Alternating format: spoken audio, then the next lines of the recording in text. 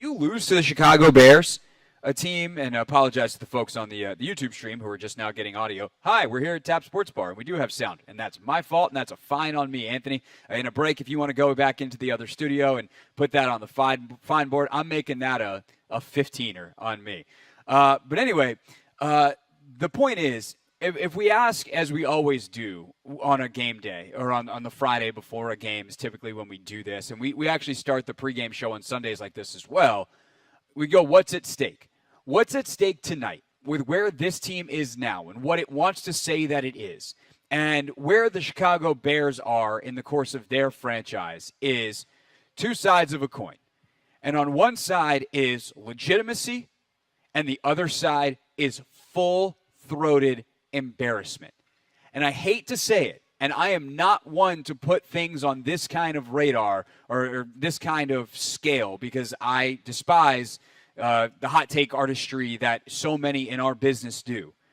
But there really isn't an in-between tonight. I mean, I guess if you win and it's not pretty, like it's not going to feel very good, but sometimes that's what good teams do. That's what legit teams do, is they, on a Thursday night where, you know, whatever craziness might ensue because it's a Thursday night, they find a way to win. And with where the Bears are, they have lost 14 straight games. They stink. Like, it takes a lot for me. I've been doing this too long, and I have too much respect for NFL players, coaches, executives, people in the league to say that a team, truly, honest to God, just flat out stinks. But by an NFL standard, like, would the Bears go beat the doors off a college team? Of course. Would they go beat the doors off a high school team? Like, stop the fight. Don't start the fight. Like, let's put it in the context that it is. But to be clear, by an NFL standard, this is a really bad football team. And not only are they really bad, but they are really bad and not even at full strength of really bad. We thought yesterday when we did the show that Eddie Jackson was going to play, their star safety, who's actually a very good football player. He's not playing, and neither is potentially their top 4 secondary guys. They might be a little bit better offensively this week because they're getting Tevin Jenkins back at right guard, which will take the guy who was playing right guard and skip him back over to center where he's better and is replacing a guy that has been abysmal so far this year. Like, there's some things on the Bears side that are a little bit better, but on the defensive side tonight, they are just primed for the taking. And Anthony, I don't say this lightly either. But if the Commanders don't put up at least 3 touchdowns tonight, 21, if not 24, really I feel 25 is a fair number. Like, that's a pretty bad performance with how bad this defense is. And frankly, they should put up at least 30 tonight with the way that they play, what they're capable of, their firepower, and the Bears' lack of ability to stop it. Yeah, I was about to say, Craig, you've been a little too generous, or I guess too kind to the Bears. The Bears stink, man, and I feel as though if EB, wants to, I still think there needs to be a balanced, offensive approach. But if he does get a little pass happy, I won't be too upset just because the Bears don't really pose that much of a threat when it comes to rushing the passer. They have 2 sacks on the entire season through 4 weeks. So I would love to see, Sam, get a few more reps, air it out, use our weapons, and even see some of the other guys get in the game. De'Ami Brown, Byron Pringle, see what they can do when they get the ball in their hands. So I think 30 points or a little bit more, I think would definitely, put a smile. I mean, if you score 30, like if they win tonight 31 to whatever, like you're going to be psyched. They didn't score 40. How could they? Because it's still like an NFL football game, right? And like, there's only so many possessions in the game. Hopefully they're up and they can run it out a little bit at the end. Mm-hmm. I don't want to get too I think hey, how can we get De'Ami Brown, Byron Pringle involved? That's getting a little bit too far ahead of ourselves, right? Like let's take Terry McLaurin and see how many yards he can get tonight, because they don't have anybody that can cover him. They don't have anybody that can cover John Dotson. They don't have anybody that can cover Curtis Samuel. They got some guys at the linebacker level that are interesting as matchups for a guy like Logan Thomas, but they have Squadouche on the outside. Probably their best player is a rookie who wasn't even a first or second. I don't even think was Stevenson a second rounder? He was later than that. So like they're in deep. Too bad we didn't pull the Jamie Tart poop, but they're in deep trouble, man. From a roster standpoint, and I know it's Thursday night, and Logan's probably going to shout me down later for saying this because it's still like be respectful of the fact that these are NFL players who will go out and play hard. Logan told some great stories on the podcast this week, and we'll talk about this when he gets here, starting the Take Command pregame show at 6:30. The mentality when you're on a bad football team is, hey, this is a job interview for me. So I got to put out my best tape because I know, the future of this team, like who knows. They're already at a point in the season where if you're 0-4, like you're not, like what are you playing for? And the answer is yourself. And that can be really motivating for guys. Like they can go out and have a chance to push off all this stuff for a week, have a little bit of an extra time to recover. Like this isn't going to be a walkover by any stretch of the imagination because those don't exist almost ever in the league, and they especially don't happen on Thursday Night Football. But if there ever was one for a team that's the Commanders' caliber, which is to say they're not great, they're good. At least that's what we think. That's what we hope, that they're good, above average NFL team at this stage in their development with this many young guys and Sam Howell in his now 6th career start and all the things. This is as best of an opportunity as you got with your offense, with Eric Bieniemy, and this defense to go against it. It is a big prove-it night for the Commanders. We talk about the measuring stick games. This is a different measurement, but this is a measuring stick game in terms of your maturity and your ability to get the job done against a significantly battered, bruised, and worse opponent in the Chicago Bears. Now, how do they go about that? What are some of the things to look for on the field? We'll start diving into that next, and we'll take your calls. 301-230-0980, 301-230-0980. It's the Hoffman Show on the Team 980 live from Tap Sports Bar, MGM National Harbor.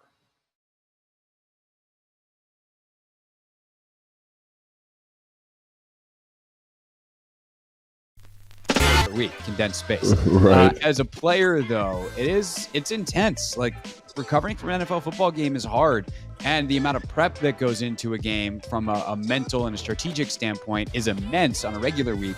What are those things like on a short week? Yeah, I always was not a huge fan of the short week. Obviously, you get the days off afterwards, which is always great. Santana was telling me the other day that he loved Thursday night game, and I was like, why? And he kind of was just like, because we get a mini bye week, and so there is that. There's the light at the end of the tunnel, but I always hated the short week because I felt like it really threw off my prep. It wasn't even about the recovery so much, it was the prep. Like it just, everything's accelerated. You haven't really flushed the last game, and you're kind of into the next game. And I just felt like I couldn't cover all the stuff I wanted to cover. I couldn't own the game plan the way I wanted to own it.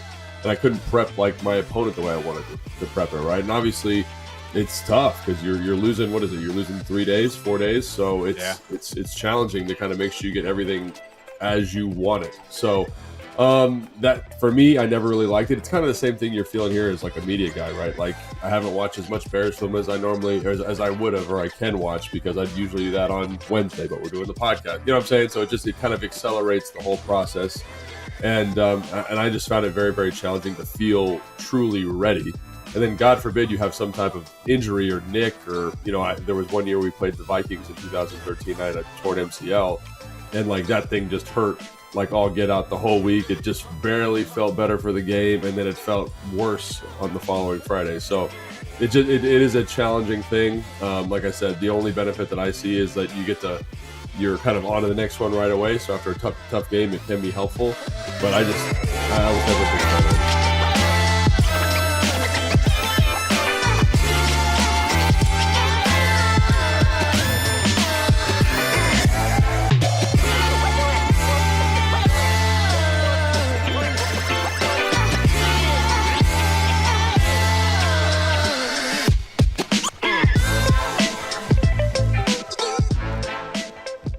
think Jack, because of the softer coverage structures, is going to be like, hey, man, like, will you trust our front to kind of handle this and play good football? And we'll just kind of play a softer coverage structure back here, and good luck trying to find an open guy. Because I will say Justin Fields, at his worst, cannot read a defense like a lick. So I think if I'm Jack, I'm kind of saying, let's do what we've been doing, which I know a lot of fans get freaked out about, but I actually like that in this game to kind of say, hey, let's just be a little bit more conservative.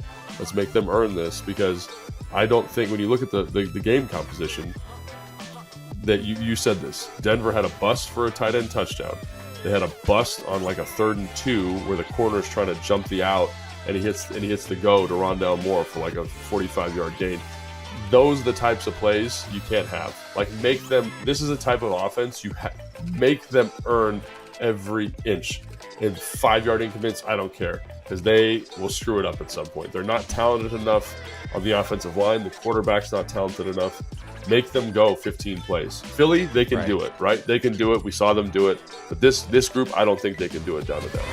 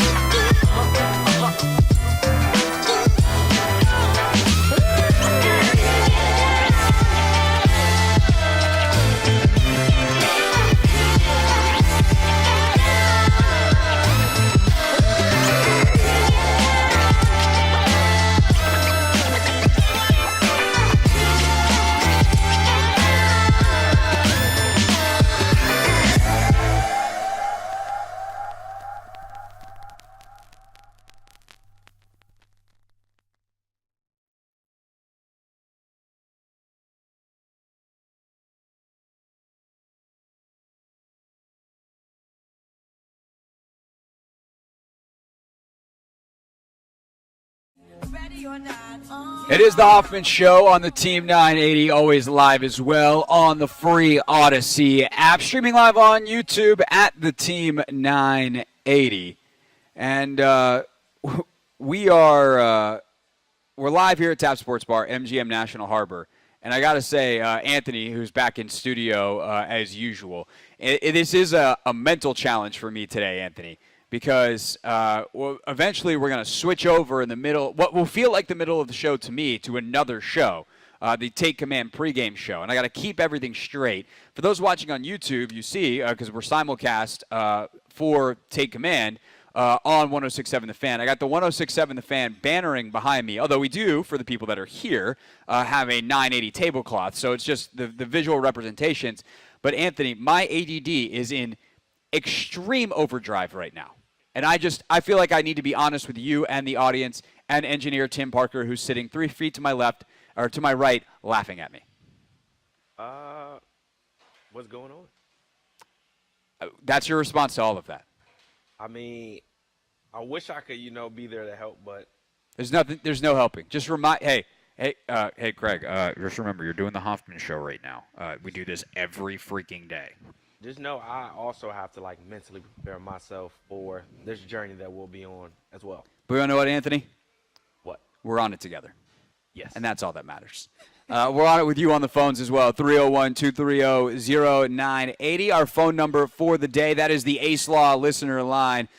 Ace Law helps you get a check if you are in a wreck. Call 8888 Ace Law. Your thoughts on this Commanders game? I'm saying, I hate the phrase must win, because at the end of the day, if they lose, yeah, they're in a bigger hole record-wise, but if they go run off 3 in a row and they upset a team down the road and whatever, it counts all the same in the standings. But from a narrative standpoint, this would truly be an embarrassing loss. You'd be the first team to lose to the Chicago Bears in 15 games, and you do it against a version of the Bears that isn't even at full strength. That is bad, or would be bad. Hopefully it's something that we're not talking about tomorrow. 301-230-0980. Let's start off with Miles. Miles, thanks for calling. You are on the Hoffman Show. Hey, what's going on, Craig? What's up, man? Hey, man, I just want to say, I think today is going to be I think Sam Howell's probably going to have one of his best games of the year today. I think he showed a lot of bounce back from that Bills blowout. I think that game was an anomaly for him. and I think he really showed his true self against the Eagles last week. And regardless if we lost, I think he put us in all types of position to win that game right there. Like, I can't fault Sam Howell for anything that game. I saw terrible. I think the defense, too. I think this really is almost going to be a shutout game. Like, I think our defense is going to bounce back real well. I feel like, the past 2 weeks we've been playing 2 top 5 offenses in the league. I think against one of these lower-tier offenses. I know they're an NFL team, but Sam Howell should really, do what he wants to this team. My score prediction for this game should be around 25-6. Man, that would be great. Miles, thanks for the call. Much appreciated. So I think that which side of the ball is more dangerous is the Bears offense for sure. They present some kind of unique challenges. And Logan will talk about this in detail later when he gets here. And, of course, we get started on the Take Command pregame show portion of this 4+ hour extravaganza of radio that we are all on, in summary, together. But when you talk about a running quarterback like Justin Fields, it is a wild card. Like, he can create something out of nothing. And last year, that's exactly what he did. Unfortunately, he also can create turnovers for himself. He can't prevent others from turning the football over. And we all know how close the Commanders came to a truly embarrassing loss in week 5 last year against the Bears, or week 6, whatever it was, on Thursday Night Football. And so with Fields, I think that Montez Sweat becomes very important. Obviously, Chase Young very important. But Sweat in particular because he's the guy that's on that right side where Fields likes to roll out and did a lot of damage against Denver last week. The Bears did put up 28 points last week. Granted, Denver might be the worst defense in the league. Granted, if it's not Denver, it's probably Chicago. So you should be able to put up enough points almost no matter what. But when you talk about Fields' ability to create stuff off schedule, that does lend itself to the one gigantic weakness for the Commanders so far defensively this season. And I know it feels weird to even say that they have just one gigantic weakness, but they have played very well snap in and snap out outside of the Buffalo game. And even then, they actually played all right. The problem is when you give up explosive plays, that makes everything else irrelevant. And Fields' ability to create big plays on the ground, extend drives, and potentially even score with his legs off schedule, and then to find a guy like DJ Moore who's real slippery, real explosive, real capable, that is a dangerous thing for me. If I have one area of fear for the Commanders tonight, it's the big off-schedule plays, and it's that literally Justin Fields and DJ Moore beat Washington. I guess it's not single-handedly because it's 2 of them, but hand in hand, they combine to beat Washington with 3 plays. And that, there's a giveaway epidemic that, whether it's Gibson or somebody else, Terry fumbles a ball, Sam throws, 2 picks, one of them's off a tip ball. Just if wacky stuff happens, which Thursday night is your wacky football special, yeah, the Bears have enough offensively to make this thing interesting. The thing is, they've got to get turnovers, which might even involve getting lucky because they do not have very skilled turnover creators and playmakers on the defensive side, especially with Eddie Jackson out. But that then goes to kind of a game plan question for the Commanders. And this is something else I'm happy to take calls on because I'm curious, do you want to see a more rush-heavy attack? Do you want to see them be super aggressive? 301-230-0980. What do you want to see from the Commanders' offense tonight? And I know it's really tempting. And Anthony, we were talking about this in the last segment even. I know it's really tempting to be oh, this secondary. Let's lick our chops. They have no pass rush. They have no coverage players. But they are not good enough to beat you unless you give them extra opportunities. And I feel better. 1, it's not like their run defense is good. 2, it is a less risky strategy. And I think you can just batter and bruise them, hit them with easy completions, play action shots when you get in the strike zone. And you don't need to just sit Sam Howell back there and dink and dunk, or try, even worse, try stuff down the field and put balls in chunky shot plays, while the Bears offensively are not good enough to do that against your defense. Unlike most games, going on 4 8+ play drives is feasible because the defense is that bad. And by the way, they'll probably help you some with a penalty or two, especially in they'll get a third down stop and ruin it with a penalty, which is something that the Commanders have already taken advantage of in other games this season. I mean, I agree with everything you just said, especially on the front that the defense, our offense is good enough to go against their defense with some long sustaining drives. I think you just take what the defense gives you. We saw, Eric Bieniemy do that in the second half against the Cardinals. The run game was effective. All right, let's lean on that. Against the Eagles, it was a little bit more difficult just because we didn't have that much success on the ground. But when we did, we nickel and dime. And I just think that's the recipe of success that, EB should, roll with. Take whatever the defense gives you. If Brian Robinson is killing the Bears front, if we're punching in the mouth and the ground and pound is, effective, then ride Robinson, ride AG, and allow that to, dictate the way the offense goes. Yeah, no, that tracks. I think that Gibson, with what he did last week, can be hugely beneficial.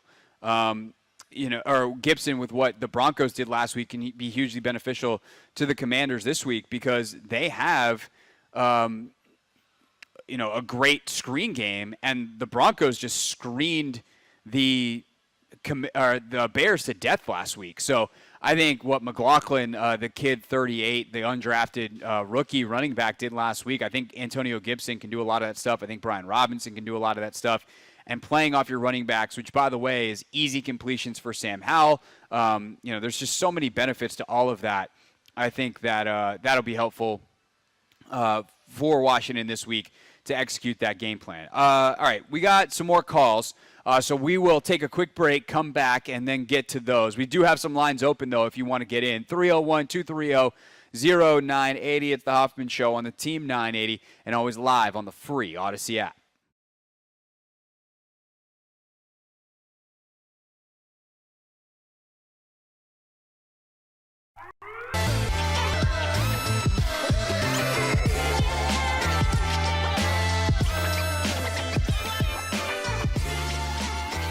Thursday nights can be very goofy, and when you're trying to figure out a trend that has developed over years and years and years, it doesn't necessarily work with Thursday night football. How certain teams handle the quick turnaround, what happened the week before, was it a physical game? Were you, disappointed at the end, and now you don't have as much time to really soak it in and turn the page, so you're turning the page before you've actually dealt with it or processed it. There's so many factors that come into play.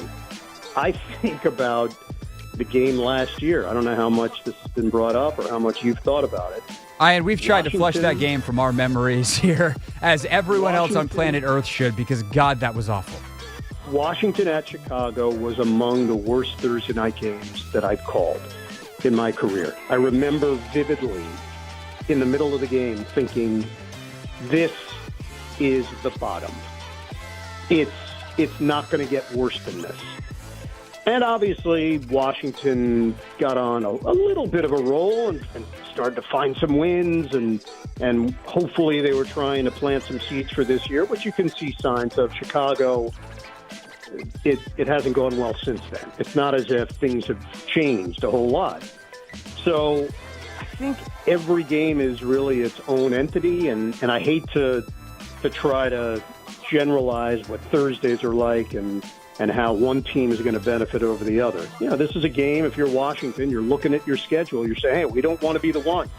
We don't want to be the ones that end this losing streak for Chicago. And there are legitimate concerns on the Bears side. If they lose another game, there could be wholesale changes with that team on the coaching staff. It feels like one of those kinds of games.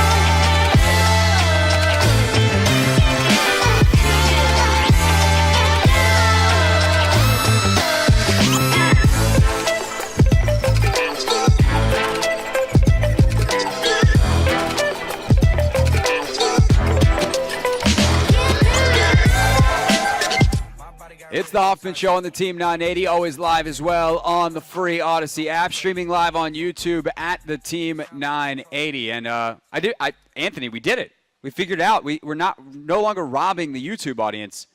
We figured out how to get you on camera. So they can see me. Yeah, they can see you. Say hi to the internet, Anthony.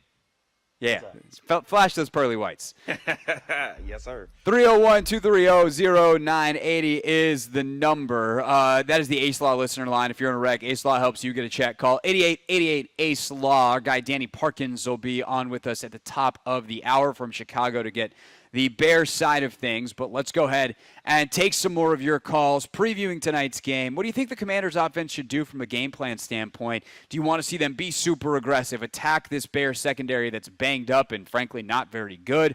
Or do you just say, we're the better team, we don't need to get crazy, let's run the ball with Brian Robinson, that'll be effective enough? Good to go from there. 301-230-0980. Let's go to Jose. Jose, thanks for calling. You are on the Hoffman Show. Hey, thank you for taking the call, guy. How you doing today? Doing well.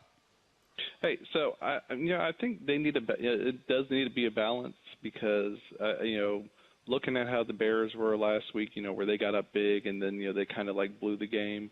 I mean, it's an NFL game, so anything can happen. I honestly don't think the Bears really are going to be motivated to be in this game because I think their motivation, went away at the end of that game last week. Like, they basically blew whatever they had, letting Denver come back and beat them.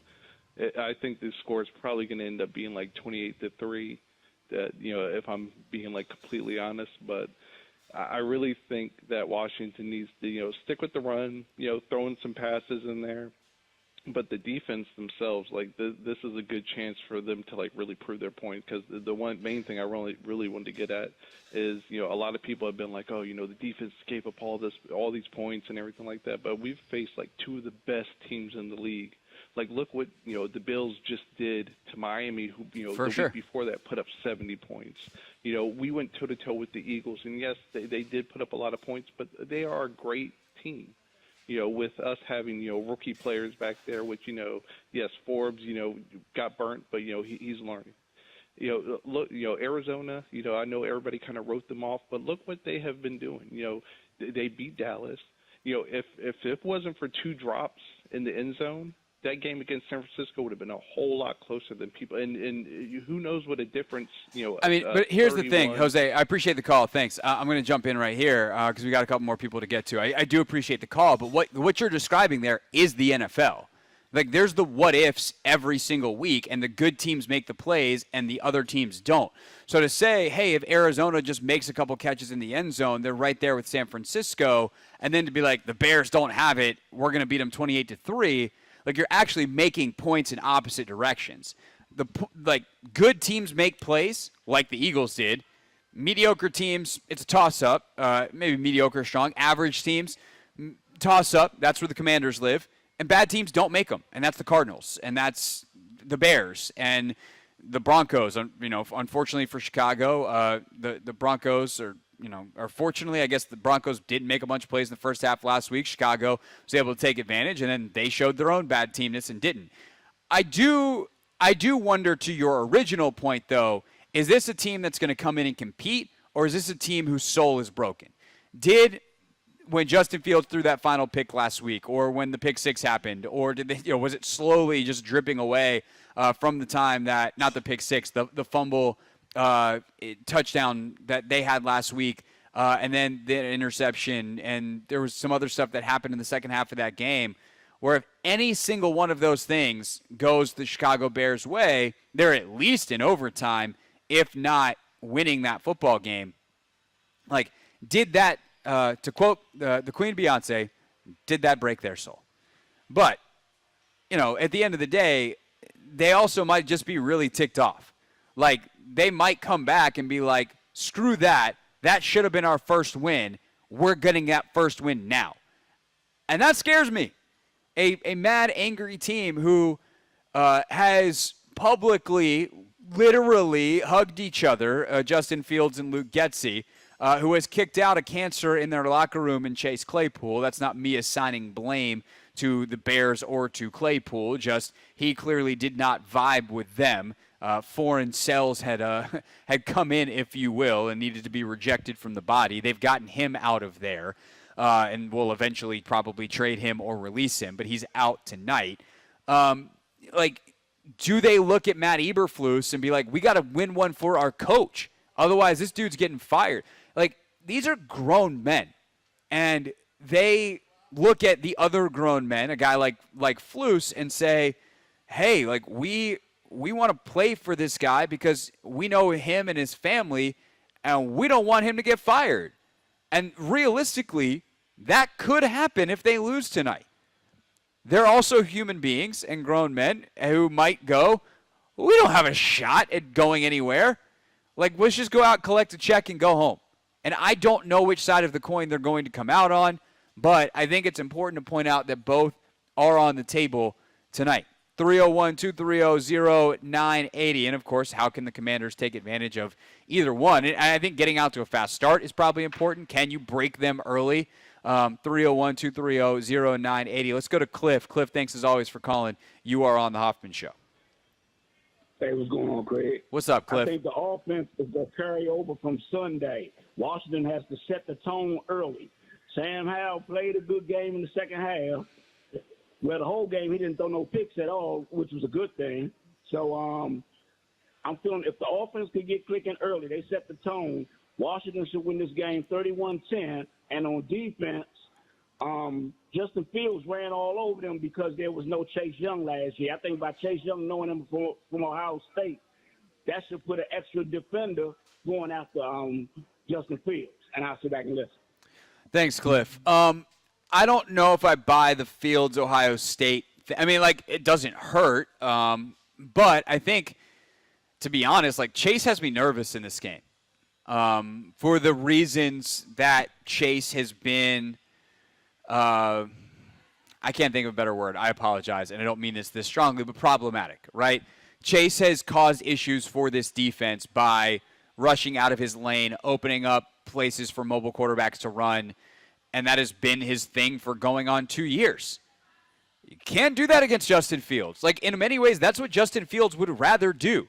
Justin Fields is the guy you play in Madden that just kind of hopes you play man coverage and then runs with his quarterback instead of actually sitting back and reading a defense, which is way more dangerous if you do it well. But since Fields doesn't really do that well, and he's prone to throw interceptions, and he's prone to throw bad balls and incompletions and inaccuracies and everything in between, the safer thing for Fields is to hope some rusher gets undisciplined, opens up a lane, and now he's out in the open field.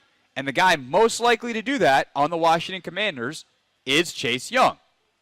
On the flip side of the Chase Young coin, though, Chase Young is an alien-level athlete who can chase down a Justin Fields in a way that not many other defensive ends in the league can.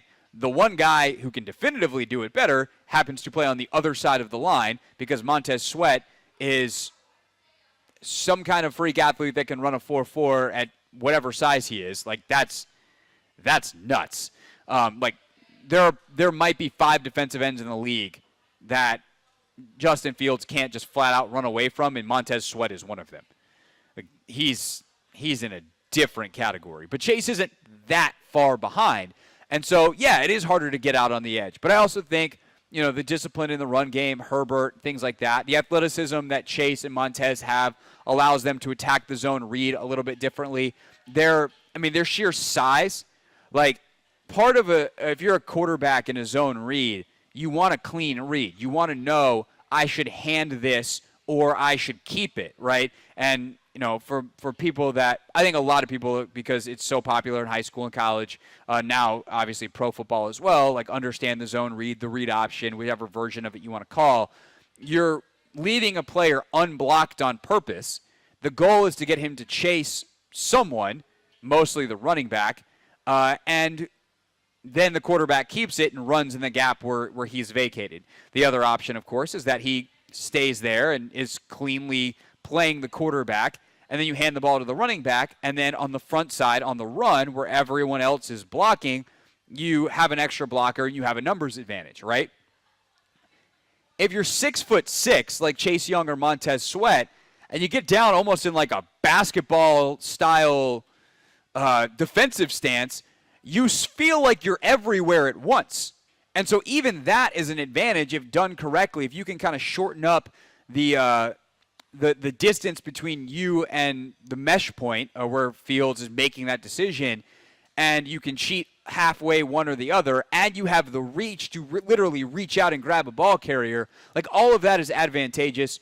I'm definitely like more excited to have Chase Young to help defend than I would be if he was not playing. So I don't mean that to say like, oh, they're worse off with Chase, but there is a risk reward here with the way that Chase has played over the last couple of years, where if he does his nonsense tonight, that is one of the ways in which Chicago keeps this thing close and ultimately could win this game.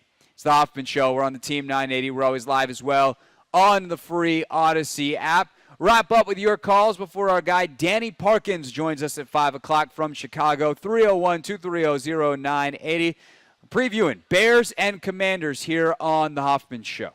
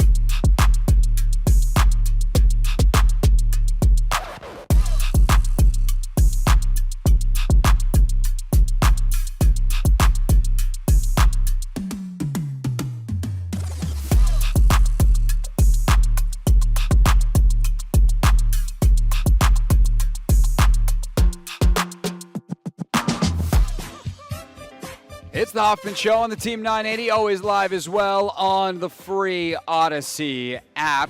Doors open in about 15 minutes here at Tap Sports Bar, MGM National Harbor. Your host for the Take Command pregame show, which officially starts at 6:30. At that point, we'll be simulcast on 106.7 The Fan and both stations' YouTube pages. But right now, just keep on listening where you're listening. Even then, why change? We're just going to keep on going. Streaming at the Team 980 on YouTube and, of course, on your radio, 980 AM or 106.7 HD2. All right, Anthony, a couple more calls if we want to get to them eventually. 301-230-0980, but we do have a few open phone lines. Let's go back to where we were, though, around 425 when we broke before we got to a couple calls. So I think tonight, heavy dose of Brian Robinson running the football, heavy dose screen game, heavy dose like Antonio Gibson screen game, and I actually think like decently heavy dose of, so I'm talking like somewhere between 2 to 4 wide receiver screens. Like I think if they don't run 6-7 screens in this game, it's actually a missed opportunity based off what the Broncos did. But I do think it's also going to be interesting because the Broncos, like they ran a ton of heavy personnel. And, like, that's who they are at this point. I mean, Sean Payton has Russell Wilson Russell Wilson's not a very big man, relatively speaking, but he's got him in a very small box where it's like there's almost no drop back. It's run the ball, play action, screens, like every single play. The opposite of letting Russ cook. They're barely letting Russ color by number. And I don't think you need to be in that tight of a box. And obviously the offenses look very different, more spread personnel, more shotgun, all that kind of stuff here. But I do think from a game plan standpoint, like something similar to Philadelphia gets you at least a similar, if not wildly better, like in the 40s type of points results today. And it comes with without the risk that puts the game in play for Chicago because I don't think offensively they're going to be able to do much. Like if they have scored 21 tonight, good job, Chicago. That's a great night for you. Yeah, I mean, I'm expecting big things from the offense, of course. I think it's funny, you know, we're putting so much, like, I guess, onus on the Commanders' offense. I wouldn't even say they're our biggest. I would tend to, like, look at the defense as a place to, you know, get us going ultimately. I think based on how the defense, you know, comes out, again, we need them to, you know, play like a top 10 defense, live up to the expectations that everybody had for this defense. And I think if we can, you know, lean on them to, you know, help the offense, I think that's also a point of success for the Commanders. I think we're looking at, you know, the Commanders offense and we're dependent on them as opposed to, you know, the other way around. Yeah, I mean, I think that it's going to be interesting to see how Jack calls this game on the defensive side, too. Are you aggressive blitzing at all? Like, I would, like, in a way, I would be. I would try to speed Fields up. Like, because unlike Hurts, who is composed and, like, can read a defense and throw from the pocket and can really hurt you back there, if Fields is back there, like, just standing there, that's – like, I guess if he's just literally standing there, of course he can read it. Like, he's an NFL quarterback. Let's not be disrespectful. But if you can speed his process up and not really give him that many places to go because you're blitzing so there's more people attacking him, like, that could be a formula for success. But I would be mixing that with a lot of zone. I would play almost no man-to-man tonight. Like, when you turn your back to Justin Fields, bad things happen. Yep. Yeah, he's taken off. Like, that's a telltale sign that he's got room to run, and he can be explosive in the run game in a major way. And so I would play a ton of zone. They have done some good, like, zone blitz work this year. I would be playing with that.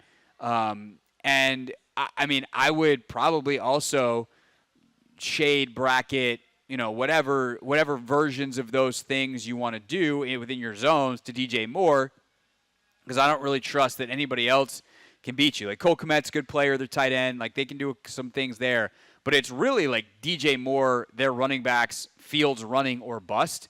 Mm-hmm. And a lot of those problems are solved by some very good or very well played zone defense, a mix of blitzes to keep him off balance, and obviously making sure that you're set in the zone read game. And that's the other thing too, right? Like some of your blitzes can be run blitzes where you blitz and have more of an eye that like we're just trying to attack the run game versus this is going to be a passing play and we need to sack or we're trying to get a sack or generate a turnover here.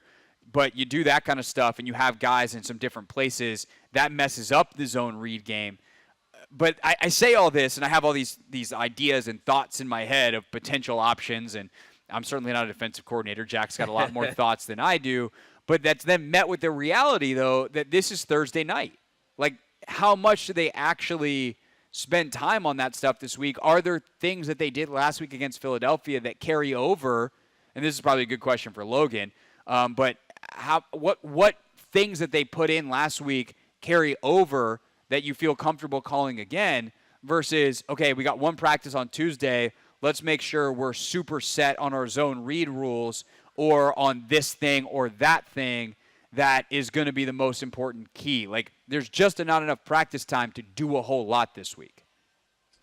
Yeah, definitely going to see how, I guess, they move on from, like, the Eagles game to this Bears game. But, again, I just have a lot, of expectations for the defense. Again, this is generally around the same time, Jack's defensive sort of get, turn the page a little bit and be a little bit more consistent. And that's more so like what we want to see. Again, they did have a lot of success last year, running against us. They had some big plays, but when it mattered, the defense was able to hold them and limit them when it came to the red zone. So that's more so like what I'm looking for. Total dominance by the defense, and hopefully that makes it a little bit easier on Sam and the offense. And, it would just be good to see complimentary football at its best. Yeah. I mean, it's good to point out that as bad as that game offensively was for Washington last year, it's just as bad point production-wise for Chicago. Despite 237 rushing yards, they scored just 7 points. And I think that's another, like, good point to end on is for the Commanders last week, so like the pursuit on the first A.J. Brown touchdown, it's really uninspiring. Finish plays. Make sure to make the Bears earn touchdowns. You cannot get beat on double moves. You cannot do that kind of stuff. Keep everything in front of you because when you get in the red zone, I don't think this team is good enough executing on details to finish. Luke Getsy's okay as an offensive coordinator, but they're trying their best to make this thing work with Justin Fields and not a whole lot. And it has been a struggle so far this year. Make them earn everything because they probably are not good enough to do so. And if they do, if they go out and all of a sudden they execute every P and every Q, cross every I, cross every T, dot every I. I think that's your name's Tim Parker, sitting next to me. So the T's, you have them both. You have 3 letters in your name, and 2 of them are T and I. You cross the T and dot the I, right? Yeah.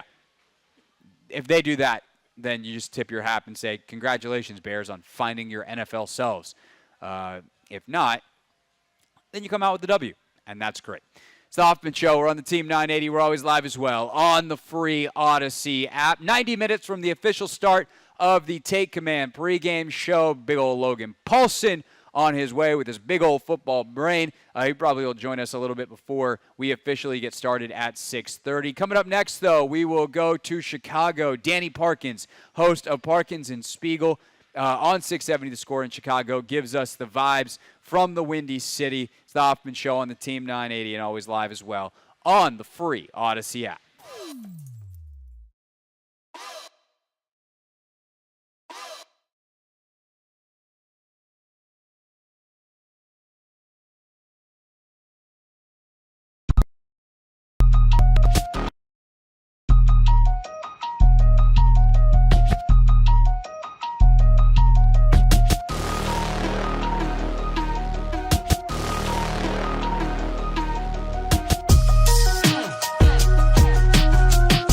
Warn you, bro. It is a mess in downtown Nashville every day of the week and twice on Sunday. Not even. We moved hotels the next night. I still am waiting on my refund for that. But yeah, we moved hotels the second night. Wow. It was fun. You say they rely on them. We went to brunch with my buddy the next day, who is a Nashville native and has lived in Nashville long enough that he remembers when it was more than just the bachelorette capital of the world. And he's like, yeah, we're pretty much on the woo girl economy. Yeah, that's precisely what's going on. The downtown businesses cater to that. If you try to get it shut down, you're probably the one getting thrown out. It is what it is right now. It's weird, but Nashville, baby. What are you gonna do? Yeah. So I will add one more small part to this story, and this is the part, frankly, that I've been waiting to tell you all week as well. That was kind of part one. We got quality Yates reaction. Part two, as we leave the hotel the next morning to go to breakfast. Remember, the wall's very thin. So it's not going where you think it's going. But as we walk down the hallway, my dear sweet wife just starts saying in a slightly elevated volume of voice, you know, it's been proven that the later groups stay out and make noise and all this stuff at their bachelorette weekend, the higher the divorce rate. Oh God! In the wedding, So and also the better trash, chances, basically. and also the better chances. Wow. Okay. Okie dokie. So Rachel was pissed, basically. Yeah, she doesn't have a lot of tolerance for the woo girls.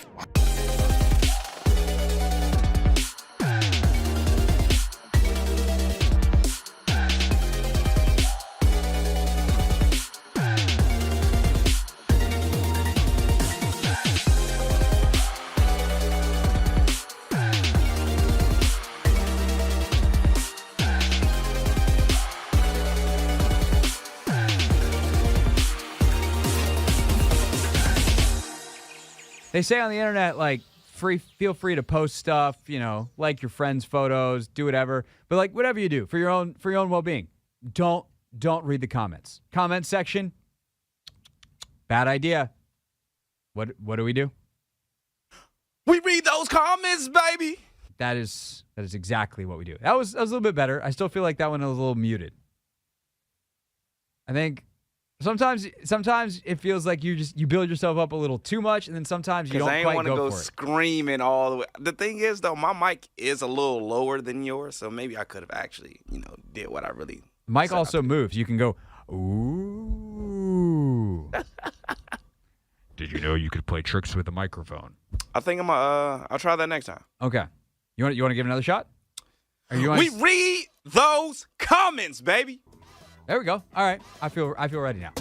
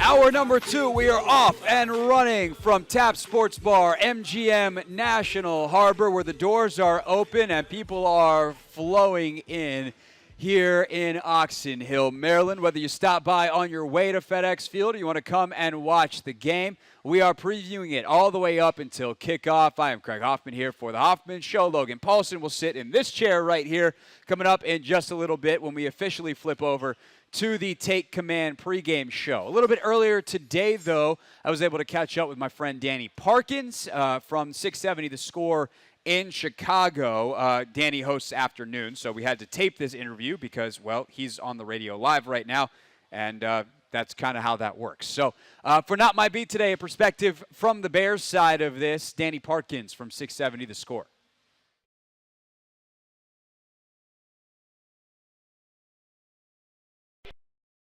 You just in, Not My Beat.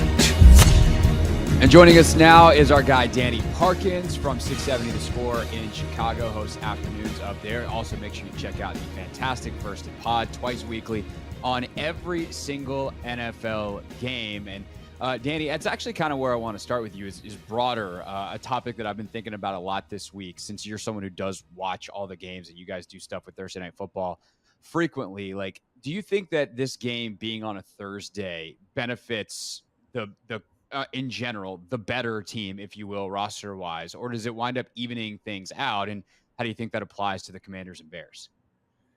I mean, I think that sometimes we see more randomness in Thursday Night Football. Obviously, the week is shorter, injury recovery is worse, so like the healthier team seems to have a little bit of a bigger edge on Thursday Night Football. But it's also really hard to come up with like total trends, like as it kind of changes week to week. Like you would think that the home team would have a big advantage there, and that actually hasn't been borne out necessarily in the numbers the last couple of years. So, enough NFL players have just told me that it's weird.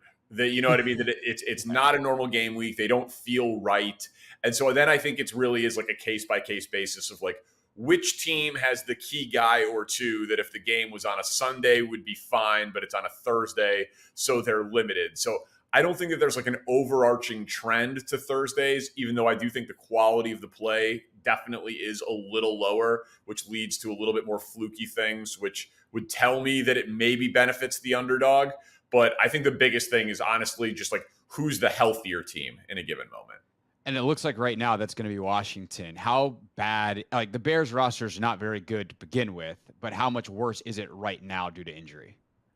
So the injury report is kind of like a tale of both sides of the ball. There is good news for the Bears on the offensive line. Like Tevin Jenkins coming back, he was a very, very good run blocker for them last year, and it created a domino effect with him being out at left guard. They had to move Cody Whitehair from center to left guard and then put Lucas Patrick in at center. And Lucas Patrick has been a disaster this year. He just gets absolutely dominated. Cody Whitehair isn't excellent, but he's absolutely league average. Like he is not going to be pushed around, 10-year veteran. Like he'll have a 10-year career, like very solid football player. So Jenkins being back at left guard and Whitehair at center should solidify things.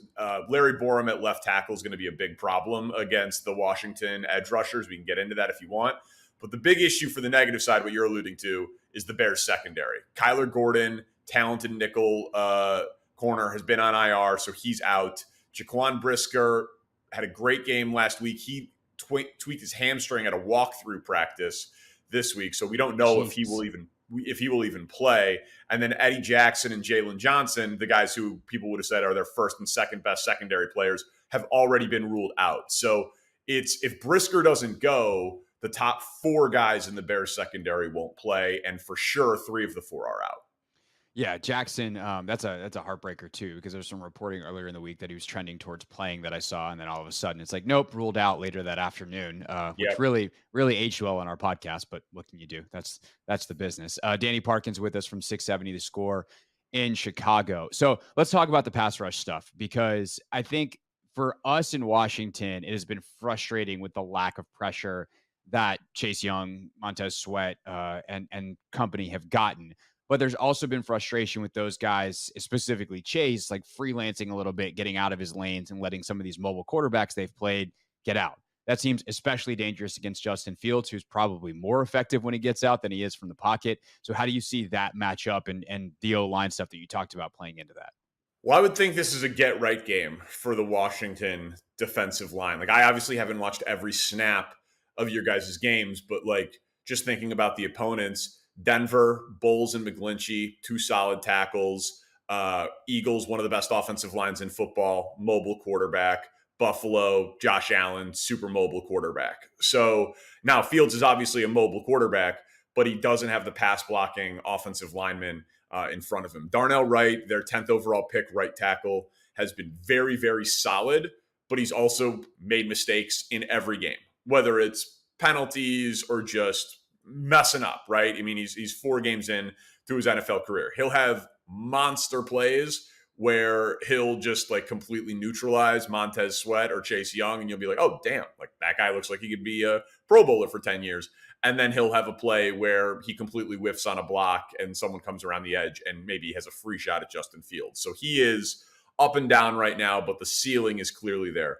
Larry Borum is the left tackle who is a backup at best in the NFL, and he's replacing Braxton Jones. So that's a problem. Like, left tackle is going to be a serious problem in this game. And then we'll see, like I said, I think right to left, Nate Davis, Cody Whitehair, Tevin Jenkins should be the best. It's the best version of the interior of the Bears offensive line that Justin Fields has had, because they signed Nate Davis this offseason.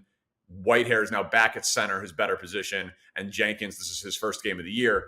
But, you know, he missed some time in OTAs, and then he played in training camp, and then he got hurt, and then they're activating him this week, and there's no padded practice. There's no even real practice for a Thursday week. So, like, Tevin Jenkins is going from not playing football in 6 weeks to having a walkthrough to going up against the Washington front four. So it's in the interior, it's the best the Bears have. Right tackle is very promising and high level, but inconsistent. And left tackle should be a disaster. Yeah. Welcome to your baptism. Daron Payne is lining up across from you, who's in form right now. That's yeah. It's just like Howell had that game where he threw 4 picks and had 9 sacks. Like, it shouldn't be that bad, because Luke Getsy has shown a real willingness to like have Cole Kmet and Robert Tonyan stay in and put 7-8 blockers in there and only run 2 guys out into the route tree if necessary. Like, he has been doing a lot of max protect stuff. So it shouldn't be like Justin Fields' first game ever as a Bear. They were playing Cleveland. Matt Nagy was very stubborn, and he would not help on either Jadeveon Clowney or Myles Garrett. And Fields' career was almost ended in game 1. It was like the single worst game plan I've ever seen. So, like, the Bears will give their offensive linemen as much help as is necessary, but it might legitimately take 7 or 8 guys based on the quality of the Bears' pass protection. Well, then the other part of that is, like, do they just run it a ton? And obviously this, if we think back, we try to avoid thinking back to the game a year ago because it's the worst game that most of us have ever seen in our lives. When I was at Cuse, there was a game against Rutgers that I always reference as the single worst football game that I ever saw. But at the professional level, yikes, man, that was bad. But the Bears ran for 237 yards in that game. And they've had some success running it this year. Do you think that is the alternative to dropping Fields back and exposing him in the ways that you just described? Yeah, I mean, I think they're going to always try to. You know, I think they wanted to against Kansas City and then got down so big, and that game just became a disaster. Then they got up so big against Denver that it felt like that they took their pedal off the gas a little bit with Fields, who was so effective throwing the ball. You know, he didn't have an incompletion in the first half other than the Hail Mary to end the half. And then they kind of overcorrected in that game. So they haven't really found the sweet spot. They're the number 1 rushing team in the NFL last year. Now, obviously, a huge piece of that was Justin Fields. And, you know, one of the things that Denver did, they played a ton of man-to-man against Fields, which is insane. Because he's shown that if you play man-to-man and he sees the back of your jersey and you get your back to him, he just has to make one guy miss, and then he's got open space. Like, what Green Bay had a ton of success with Tampa had a ton of success with, was they played zone and all eyes on Fields and make him pick you apart, make him make the reads, make him make the progressions. So, you know, for the Bears, for the rushing attack, what has worked is the zone read stuff. Fields is a willing giver of the ball. The edges are staying there on Fields. He's giving it. The problem has been the interior of the offensive line has not been good. Like I said, Lucas Patrick was bad and Tevin Jenkins wasn't out there. In theory, in this game, Washington will play zone, they will defend the edge, and Fields will give to Khalil Herbert and Roschon Johnson in the A-gap. And if Tevin Jenkins is healthy, it should be pretty damn effective. Like that, I do imagine that's the Bears' game plan tonight. Like I would advocate rushing yardage over props for Khalil Herbert. You know what I mean? Like that to me seems like first, second quarter, he's going to have easily 10 carries by halftime. Danny Parkins, 670 the score in Chicago with us. Also, make sure you check out First and Pod. I'm very interested to see how Jack Del Rio then matches that. They have what they call their Cinco front, where they have 5 defensive linemen. And I do wonder if that becomes an option for them if they start to get going inside, just mess up all the angles, mess up, all the double teams, all that kind of stuff.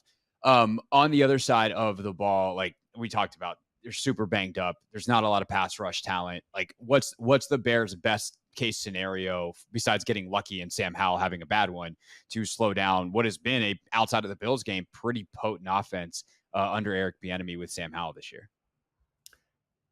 There is none, man. Like I'm not even like being like facetious or whatever, right? Like they have 2 takeaways in 4 games, and they were both against Blaine Gabbert when Mahomes had already been pulled when they were up 30 or more points.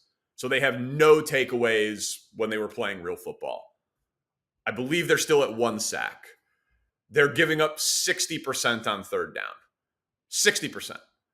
It's trending to be a historically terrible defense. Yannick Ngakoue has gotten home a few times and then somehow not brought down the opposing quarterback. Like Baker Mayfield bounced off him a couple of times. So they've blitzed a little bit more the last game and a half, but they're a low blitzing team because they need to drop as many guys into coverage to help for the banged up secondary. Tremaine Edmonds and TJ Edwards, their additions at linebacker, have made no impact plays. They've had huge tackle numbers, but it's been after 4-yard gains, 7-yard gains, 6-yard completion, 12-yard, you know what I mean? It's been nothing impactful because they've got no push in front of them. So there's no defensive line talent and there's no health in the secondary. And it's a talented linebacker core, but linebacker's like the ultimate complementary position. So, they're just making tackles down the field. So it would be giveaways. I'm just being honest. I really don't think there's much that the Bears can do defensively against anybody. I would assume Terry McLaurin et al. Would have a monster game today. All right. So other than that, how's the defense, Mrs. Lincoln? All right. It's real.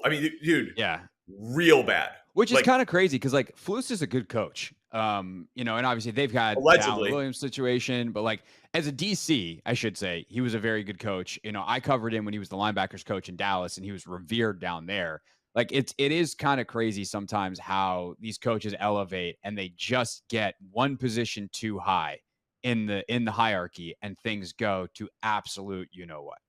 Yeah, and so he feels very overwhelmed. Publicly, he's had to walk back things, or PR has had to walk back things he's said in press conferences. He's a terrible liar. He's not really pointing much of a thumb. He's not really pointing a finger. He's just I'm seeing progress. I think we're close. And they've lost 14 games in a row, and they've given up 25 or more in all 14 games. Wow. And he's a defensive coach. And it's not like they haven't given him anything. Brisker and Gordon were second-round picks in Ryan Poles' first draft, the top 2 picks that they had because they didn't have a first-round pick because of the Justin Fields trade. And then they used the 10th overall pick on an offensive lineman, but then their next 3 picks were defensive players in Tyreek Stevenson, Dexter, and Pickens on the defensive line. And then they signed Tremaine Edmonds and they signed TJ Edwards. So the thing is, he doesn't have his DeForest Buckner. They've never invested in the 3 technique, and that's the key to the whole defense, so he says. Right. But they passed on drafting Jalen Carter because of allegedly culture issues. But I was if you need a 3 tech and you have a defensive coach who's apparently the culture guy, I know Philly's a better situation, but if you're not a good enough situation to take the generational talent who's fallen with the defensive coach who needs him, who's the culture guy, Like, what are we doing here? And Right. so it's been awful. I mean, like, I can't.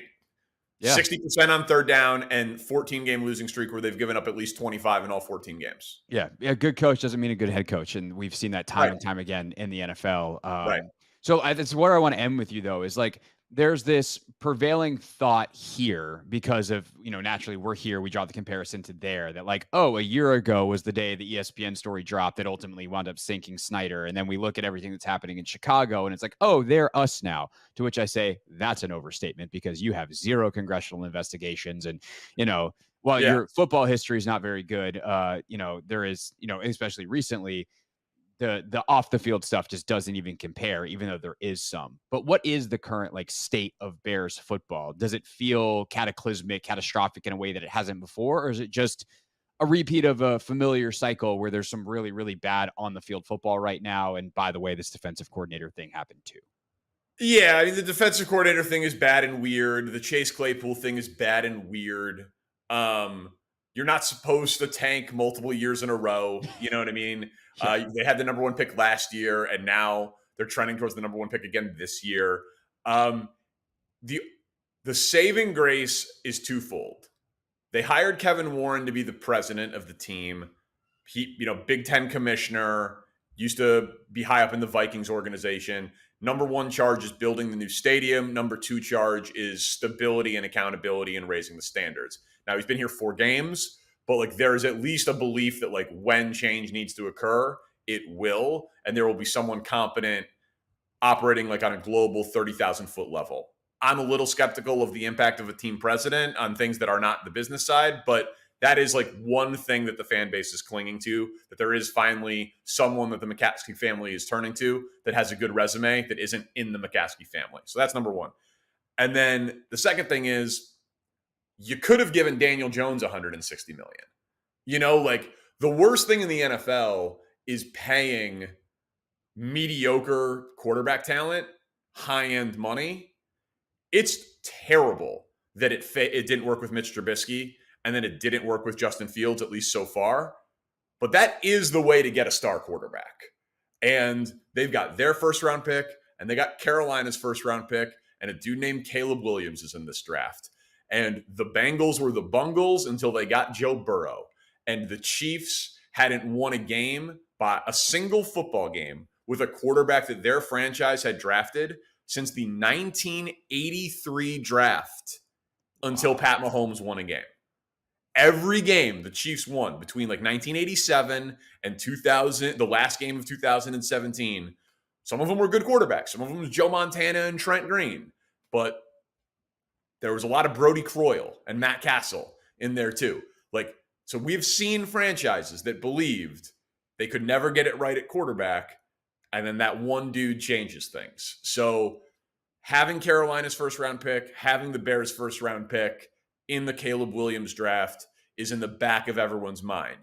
We're not ready, I'm not anyway, to completely give up on Justin Fields, and the schedule is so soft that I do think there's a world where the Bears win 5 games and Carolina wins a few games and Fields improves and they take Marvin Harrison Jr. and the best defensive edge in the draft. You know what I mean? And go in with Justin Fields next year and don't pick up the 5th-year option and kick the can down the road again. Like, I think that's possible, but it's trending towards hitting the reset button at quarterback. And, you lose this game, a lot of people are going to be ordering Caleb Williams personalized Bears jerseys. Yeah. And might be ordering a new head coach too, it seems like. Do you think that's on the table? Yeah. So the thing is like they've never fired a head coach in season. History of the franchise. It's never happened. So the question is, does Kevin Warren, the new president, change that? Or does it happen at the end of the year? But Flus is done. There's no doubt in my mind. He seems like he got promoted one rung too high. And especially if they're drafting a quarterback.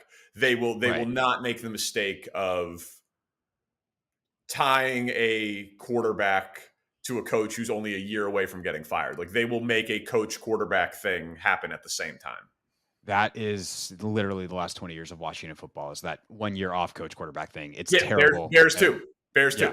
Ryan Pace and Matt Nagy had Justin Fields. They drafted Mitch Trubisky, but when they didn't have Matt Nagy. Like John Fox was here. Yeah, so same thing here. So I cannot imagine Kevin Warren will allow them to make that mistake again if they are drafting a quarterback. But it is the Bears. It is the Bears, and their history quarterback doesn't exist. That's basically how that works. Danny Parkins, 670 The Score, afternoons in Chicago. You can listen to it on the free Odyssey app. And, of course, check out First and Pod as well. Every team, every game, twice a week. You can check that out as well anywhere you get your podcasts, including the Odyssey app. Danny, always a pleasure to chat, my friend. Thank you.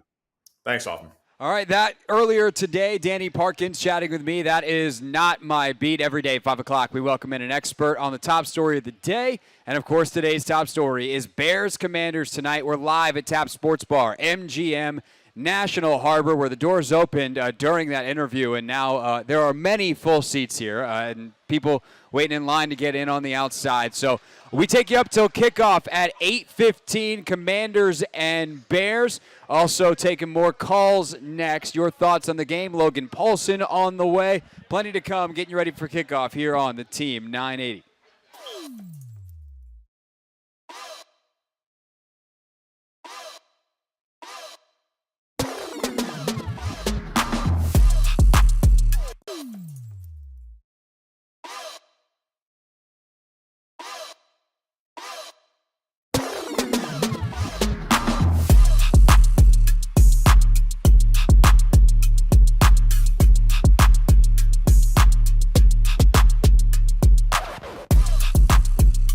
They tell us we should not really engage in certain parts of the content process. We should definitely post our content. We should tease our content. Hey, tell the people when things are happening on the show. Put that out there on social media. Then make sure you share the content afterwards. But definitely do not engage with the people who comment on it. It's the deepest, darkest underbelly of the internet. No. Do not read the comments.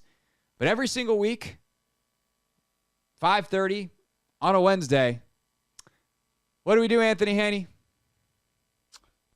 We read Yep. those comments, baby. I'm so glad that you gave us a really good one there because next week we're going to have a fancy new intro for this. We just got the big voice guy, old Jim Cutler, to do some stuff for us. And in my head, the fancy intro includes Anthony going, read those comments, and he just gave me the material I needed to work with. He didn't even know that. You didn't know that, Anthony. Tell the people you didn't know that. I did not at all. But next week, you bet your bottom dollar that you're going to see it.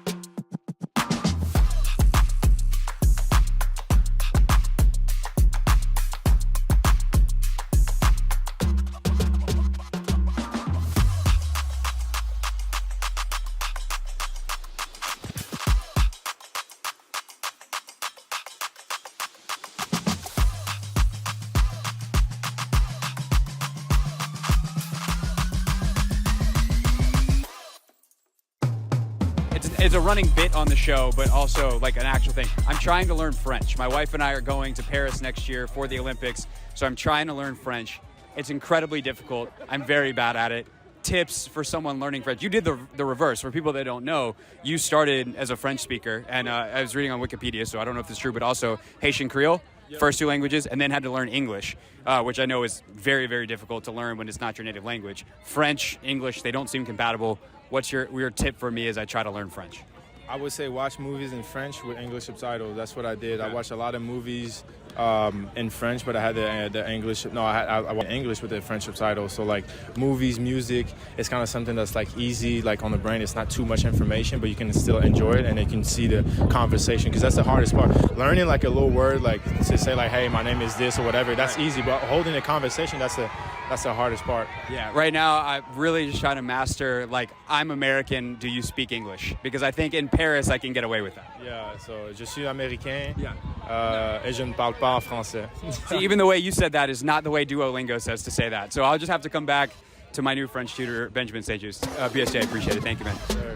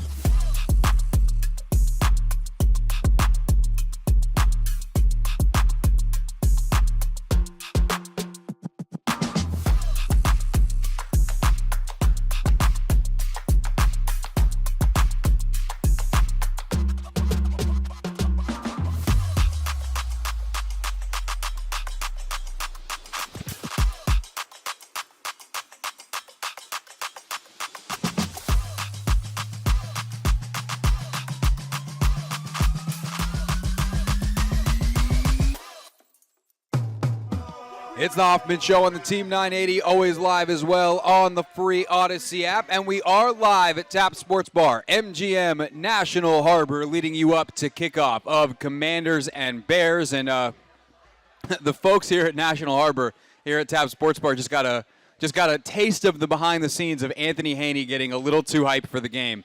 Anthony, what for the radio audience, what's Justin Fields wearing? Because the people here at Tap Sports Bar already know, thanks to you yelling over the PA without your knowledge that you were on the PA.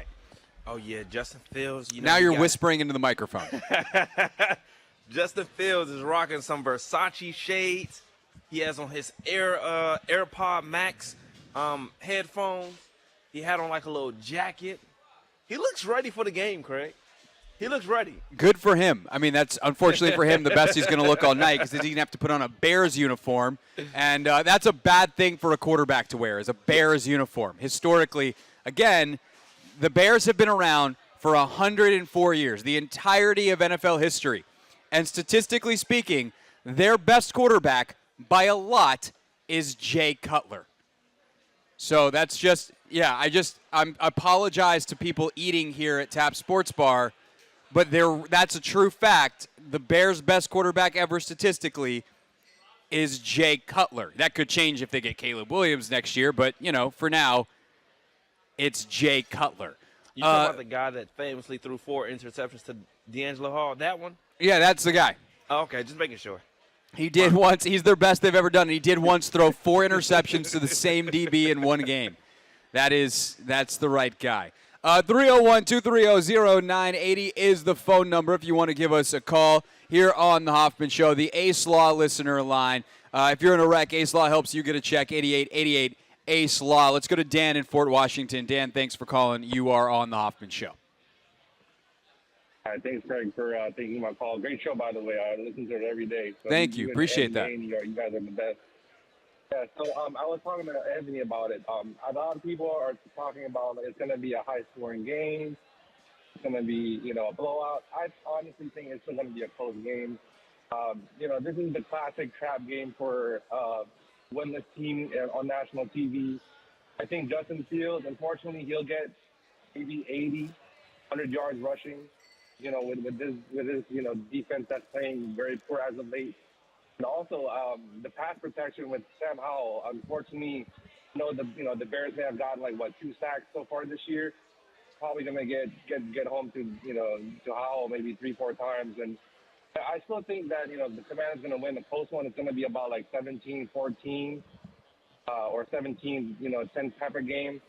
There's still lingering problems in that O-line. And last thing, I think the punting too. I know Trustway. I know he has a back injury, but I'm concerned about the special teams too, the coverage and the punting too. So yeah, no, that's a good point, Dan. Yeah, you got it, and appreciate you listening and the kind words and the whole deal. Yeah, I mean the special teams has been a bit of an issue. I would say the marriage of Tress's punts and the coverage has not been good.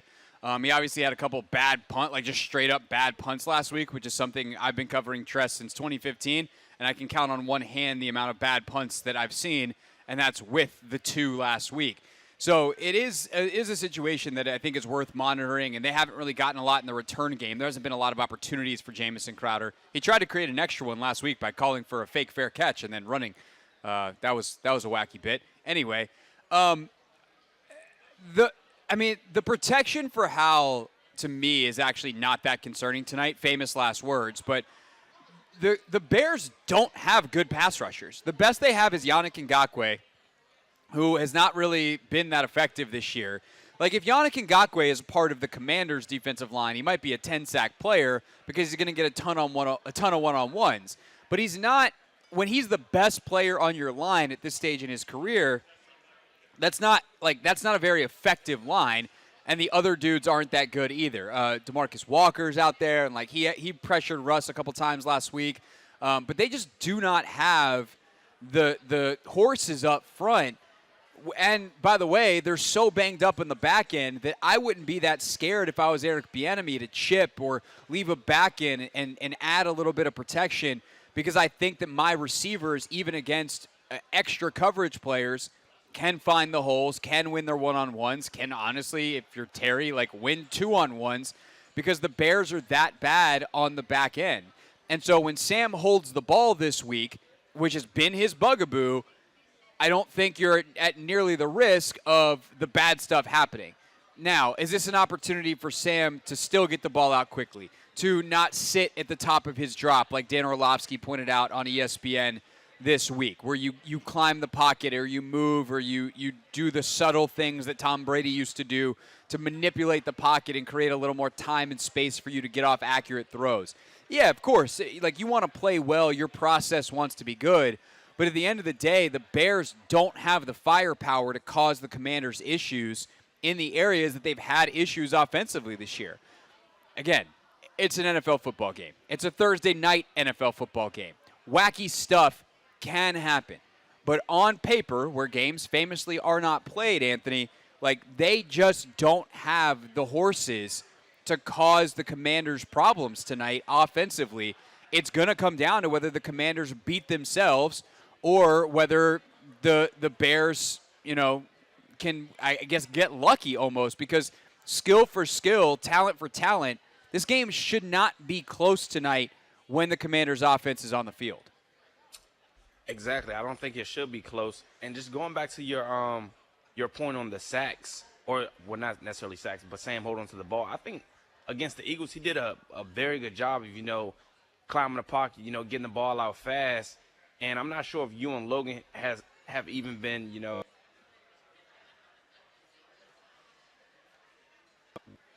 sacks were, Sam's fault. But if I'm being honest, I would probably say one, if that was Sam's fault last week against the Eagles. Yeah.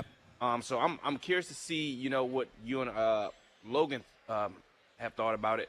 But I think from the Bills game all the way to the Eagles game, and EB and Ron, they keep on saying, everything that Sam goes through is going to be the first time. And I think progressively he's going to get better, and he's going to be able to get that clock in his head to get the ball out fast. So hopefully, he does that again tonight. Yeah, I mean, the thing is, like, in the Eagles game, you're definitely correct. Like, he was better.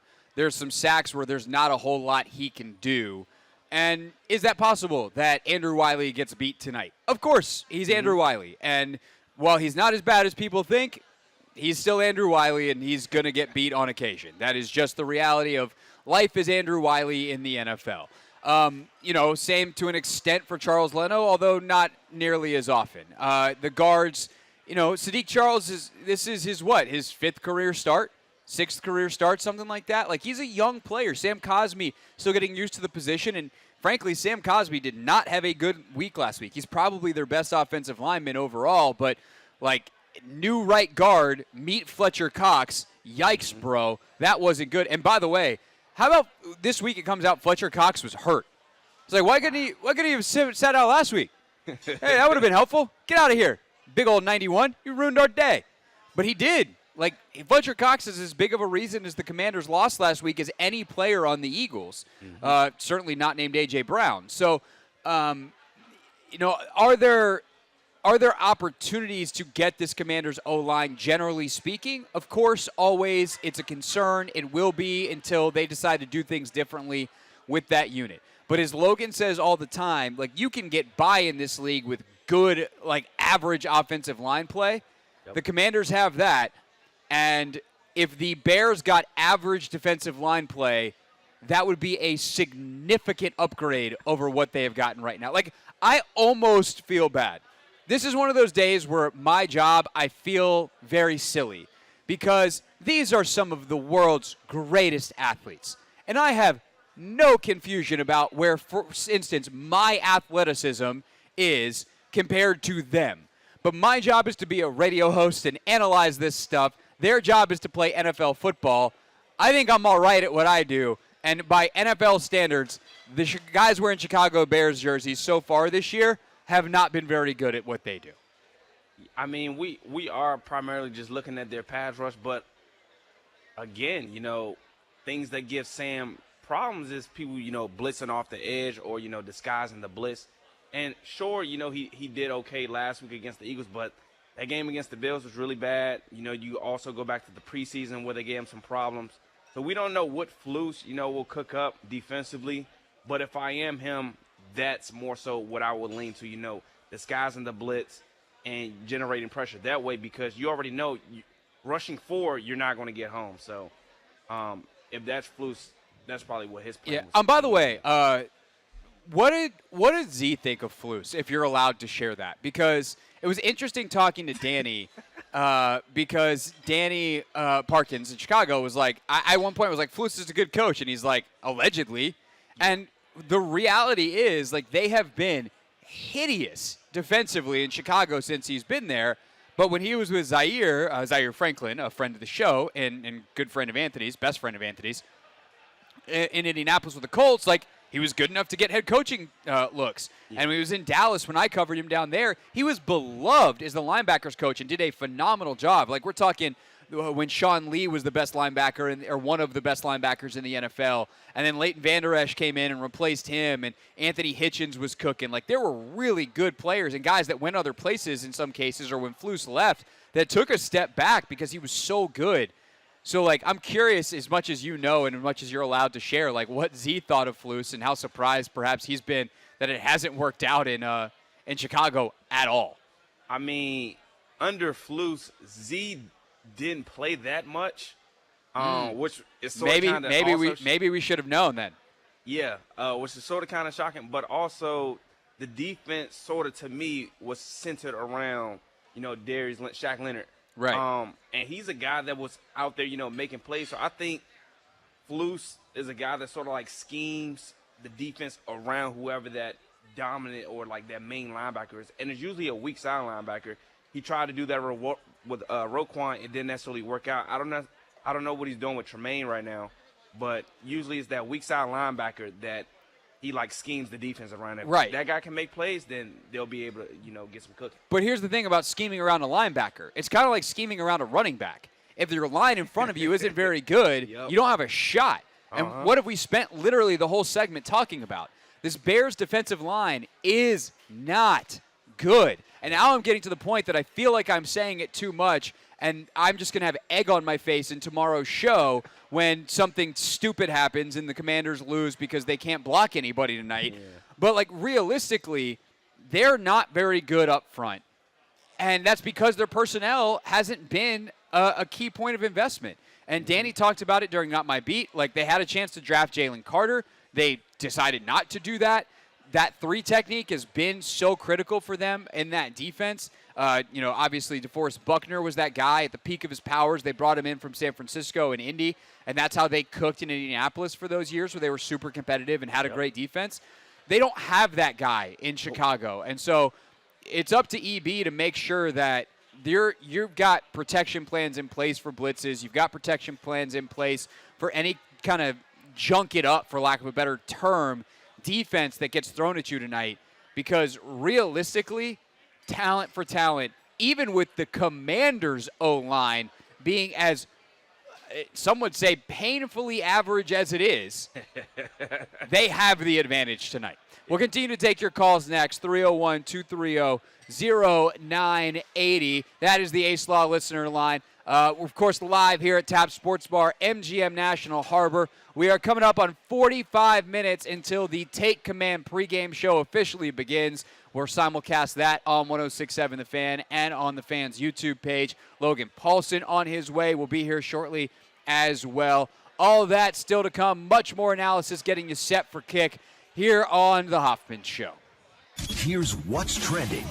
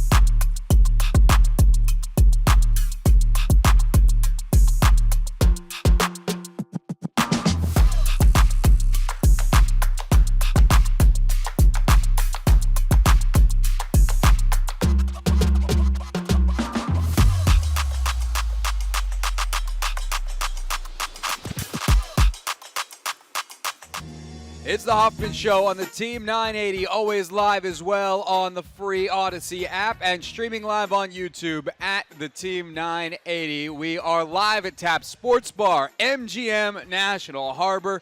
Still a few tables available, but I gotta say, if you're not here, you're on your way. Like, don't speed, don't do anything reckless, but there ain't a lot of tables available. Place is filling up. It's going to be a blast tonight for Thursday Night Football, the Commanders and Bears. We are getting you set, previewing the game live here until kickoff. In this chair right here, next to me, Logan Paulsen will be here shortly to get in on the fun.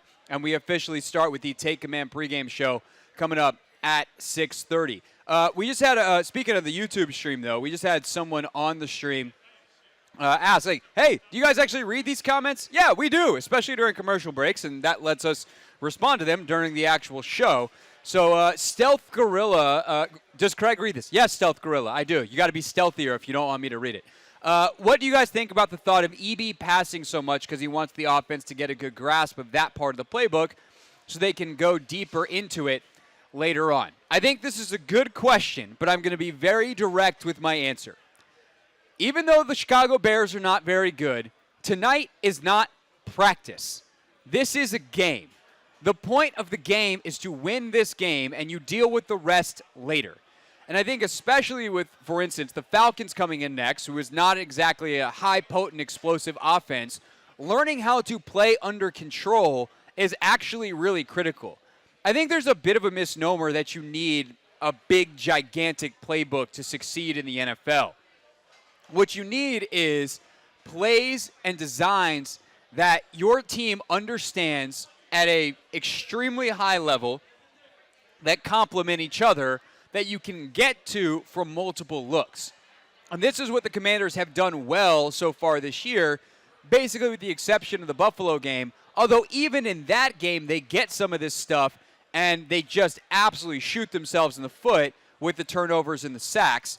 But like, they moved the ball in that game. Unfortunately, instead of like always moving forward, it was like move forward, move forward, move forward, move backwards, throw the ball to the other team.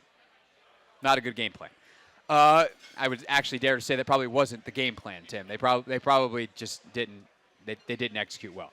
But if you have, let's say, 7 concepts you really like, right? Let's say you have a scat concept, you have a mesh concept, you have some kind of play action, deep shot, you have like a double post concept, whatever other, pick 3 other ones that you like. Can you run them out of 2x2? Can you run them out of 3x1? Can you run them out of bunches? Can you run them out of stacks? Can you run them out with, different receivers featured in different positions? But at the end of the day, for the quarterback, a lot of it is the same, and you read it the same, which the whole point to me of good offensive coordinating is, can you make the game simple for your guys and complex for the other team?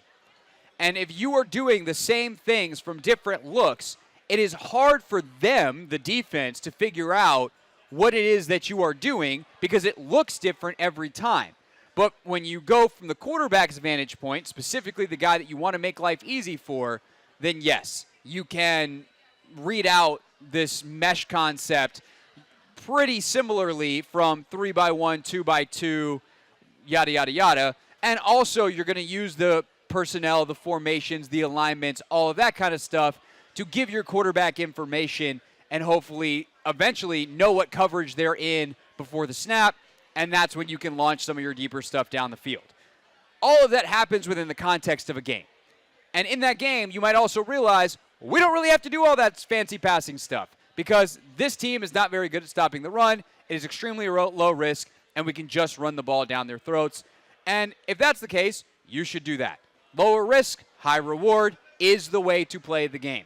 Because as we've seen with the 2023 Commanders season, and the examples are present in literally every game, the bad stuff has a much higher weight than just the run-of-the-mill good stuff, right? Explosive plays, big, huge positive impact. Run-of-the-mill good plays, good. Turnovers, sacks, killer. Think of the Arizona game. How the reason that game is close is sacks and turnovers. Denver, when they stopped giving up explosive plays defensively, they were able to get back into that game offensively, and they did it by hitting big explosive plays. And then ultimately kind of cruising through the second half of that game when their offense was really going during that 32-3 run with good, consistent execution, thanks to the fact that Denver's defense is really possibly historically bad. The Bills game, ultimate example of how it can go poorly. Eagles game shows you that when you're clean, they limit the sacks, although there's just enough to hurt you. They have 5. My number that I had in my head was like, can they keep it to 4 or less? And no turnovers. You can compete with the team that's better than you. And if they had gotten a turnover on defense, they probably win that game. So the simple answer to Stealth Gorilla's question is no. I do not worry. All right, I guess yes, I do worry that there is some kind of like point to prove tonight where they think we can pass the ball over these guys and we're going to show them and we're going to have a coming out party on Thursday Night Football. But I think that they have learned their lesson, and I would hope that Ron Rivera, of all coaches, who has won games the way he's won them the last couple of years, has seen in the last couple of weeks how a more balanced play calling helps his quarterback and helps his offense, that is the way that they go. They don't go too crazy, and ultimately they just call a nice, clean game tonight because they are good enough to win this game on talent alone, which is something that won't be the case in a lot of games in the NFL. Most of the time, the talent's just too close to firmly go one way or the other. This Bears team, very, very banged up.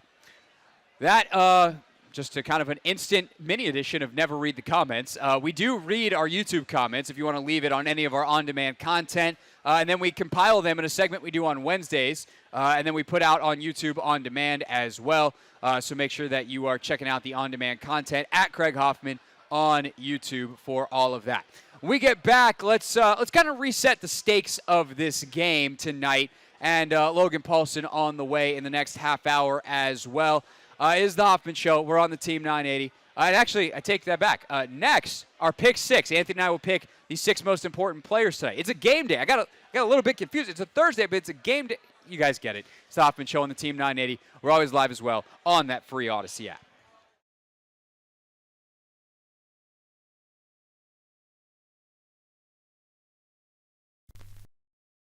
What are those things like on a short week?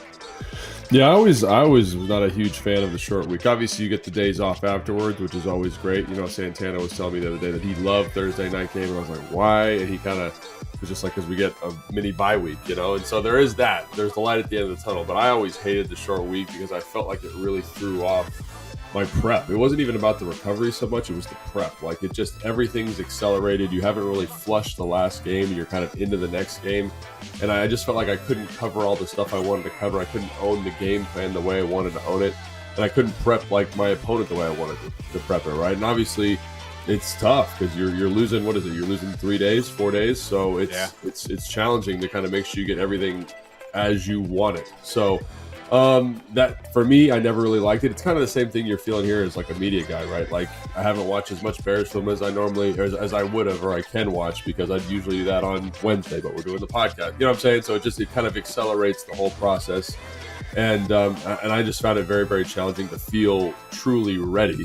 And then, God forbid, you have some type of injury or nick, or, you know, there was one year we played the Vikings in 2013. I had a torn MCL, and like that thing just hurt like all get out the whole week. It just barely felt better for the game, and then it felt worse on the following Friday. So it is a challenging thing. Like I said, the only benefit that I see is that you're kind of on to the next one right away. So after a tough game, it can be helpful.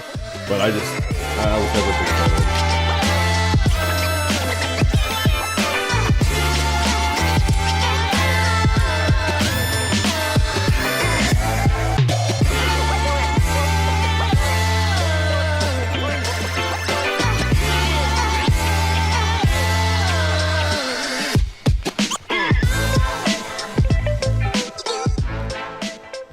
I think Jack, because of the softer coverage structures, is going to be like, hey, man, like, will you trust our front to kind of handle this and play good football?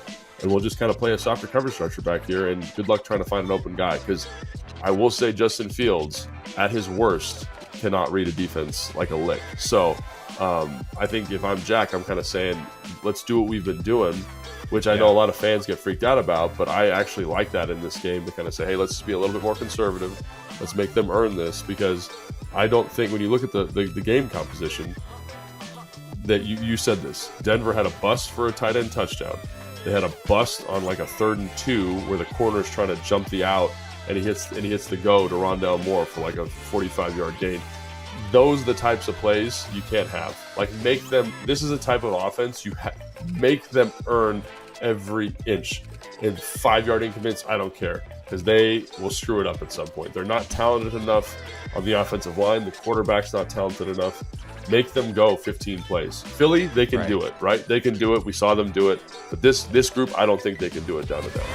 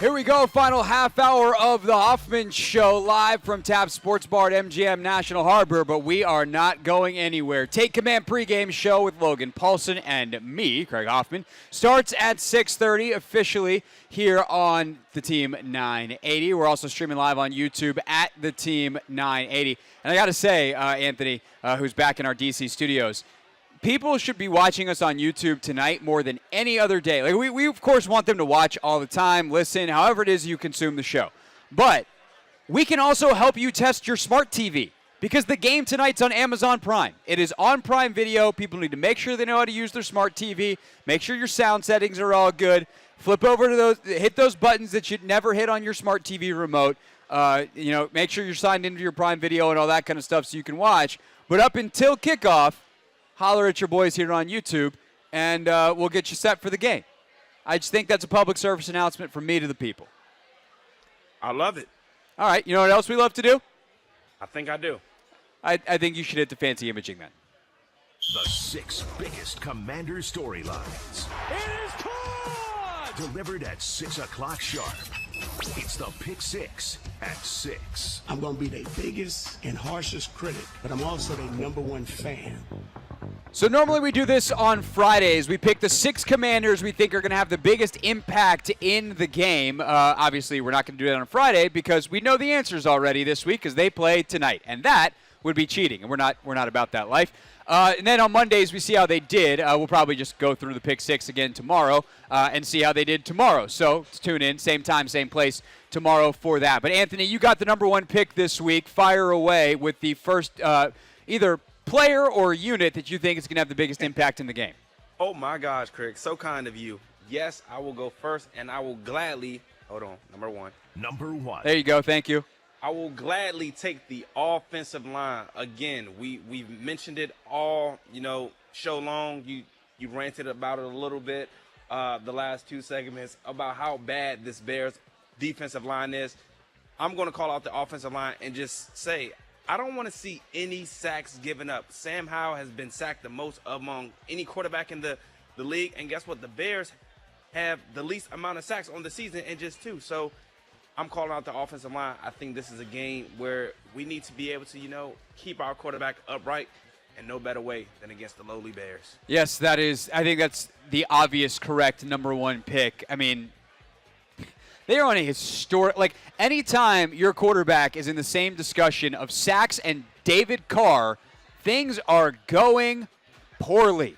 And that is the discussion that Sam Howell has been in right now. Let's get him out of that. No sacks tonight would be good. All right, off we go to the next one. Number 2. So as I was sitting on Tuesday morning watching back the Bears-Broncos game, I think Antonio Gibson can have a big day. And I know that scares some people. I just got a funny look from a dude here at the bar. Yeah, we're going to give the ball to Antonio Gibson, and we're going to trust him to hold on to it and be like, sir, can you please respect the magic bean? Hold that thing tight. Do not let it hit the ground, because if you do, there will be opportunities. The Broncos screened the Bears to death, and the best screen player on the Commanders is Antonio Gibson. He's also their best outside runner, although Robinson is just fine in that department. But I think between some of the outside stuff that the Broncos were able to get, now granted, that's a play that the Broncos run a lot, pin pull, kind of a toss play where the receivers crack down. Commanders run it some, but it's not as big of a part of their run game. So I think you'll see more inside stuff to Gibson, where the Bears are also weak. But in the screen game, I think Antonio Gibson can have a big day, Anthony. Back to you for number 3. Number 3. Number 3, I'm going to go with Dyami Brown. And yes, that may surprise you, but I think this offense is poised for a little bit more explosive plays. And again, we've tried to, go down the field. He hasn't gotten that many targets, but the 2 times that we did try to go down the field with him, we didn't really have that much success. So I'm thinking, Dyami Brown can be explosive. Terry, of course, can be explosive, but he's more so an every down receiver. When Dyami comes in the game, I want to see us be able to connect on something down the field. So Dyami's actually a far more complete player than I think a lot of people, including myself, until I kind of studied it more this year, realized he's a really good run blocker, which means if you can put him in and have him run block a lot, and then you hit the play action shot, him being in the game might lead teams to think like, oh, it's a run play, here's 2. Next thing you know, he's running loose down the field. So I think that when you talk about Dyami, he's actually more multifaceted and complete than people realize. I would love to see him get some of those deep shots like he did against Tennessee last year. That's obviously the thing he does at his absolute best. But even the catch he had last week where he just runs full speed into that DB and knocks him over. Dyami Brown's a physical player. And by the way, if you're out there with 4 receivers, I don't even know if the Bears have 4 secondary. Dyami, look, Curtis is the 3, should have probably the biggest advantage because he's a number 2 on a lot of teams. Mm-hmm. And Jahan is obviously the second guy here. But, Dyami against their 4th cover guy, I love that matchup for Washington. Obviously, you have to make the balance of do we want to throw it to Terry McLaurin or Dyami Brown? But a couple times a game, I think it's worth a shot. I like that at number 3 from you. Number 4. I'm going to go with Montez Sweat because I think Montez Sweat holds the key to stopping Justin Fields in the zone read game. A lot of that stuff winds up being to the quarterback's right because then you can roll off of it and throw, and a lot of the big plays that Fields makes off schedule, he can roll left. Justin Fields, don't get it twisted, just because he's not a great reader of defenses, he has a cannon for an arm, and that ball flies quickly out of his hands. There is a reason beyond his athleticism that he was a first-round pick. He's got super arm talent, so he can make all the throws from anywhere, but he's better rolling to his right from what I have seen in watching him, the amount that I have watched Justin Fields, which, look, I'm not going to lie to the audience and tell you I've watched a lot of Bears football. I don't hate myself. I don't want to watch a lot of Bears offensive football. But to the extent that I have to study for this game, he's definitely more effective rolling right. Montez Sweat is the left defensive end, so the offense is right. And his speed makes that zone read much harder. So I think big night for Montez Sweat means a successful night defensively for the Commanders. All right, 1 more each. We've done 4. That's 2 more. Pick 6 at 6 here on the Hoffman Show. Number 5. Number 5, I'm going to go with Derek Forrest. On Monday, I talked a little bit about Derek Forrest being on the wrong side of, these explosive plays where he's had opportunities to prevent it to an extent.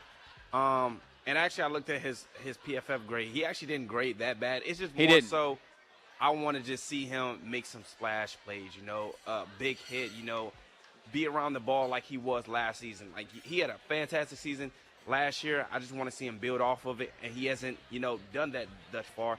So hopefully this can be the game that catapults him and, his trajectory upward. Yeah, I mean, look, if they play any man tonight, like typically, unless you're cover zero and you're blitzing, like you're going to have one or two guys playing zone behind it. And Forrest could very well be that guy that's got to keep his eyes not just on Justin Fields and where his eyes are going to pass the ball, but how quickly can you get back downhill if Fields takes off to run. Mm-hmm. Now, if I'm Jack Del Rio, I'm literally not playing a snap of man-to-man coverage tonight. There's just no point. One, they're going to try to run it. You want eyes in the backfield. Two, you don't have like a ton of crazy threats that you need to man up. I would just make Fields read your complicated zone match defense. But Forrest plays a huge role in that. And I think it's a big night for Cam Curl potentially, too, playing a lot of one-on-one with Cole Kmet, who's probably their second-best passing receiver as the tight end. And I also do wonder, since we're talking about the safeties, I'll mention Percy Butler, too.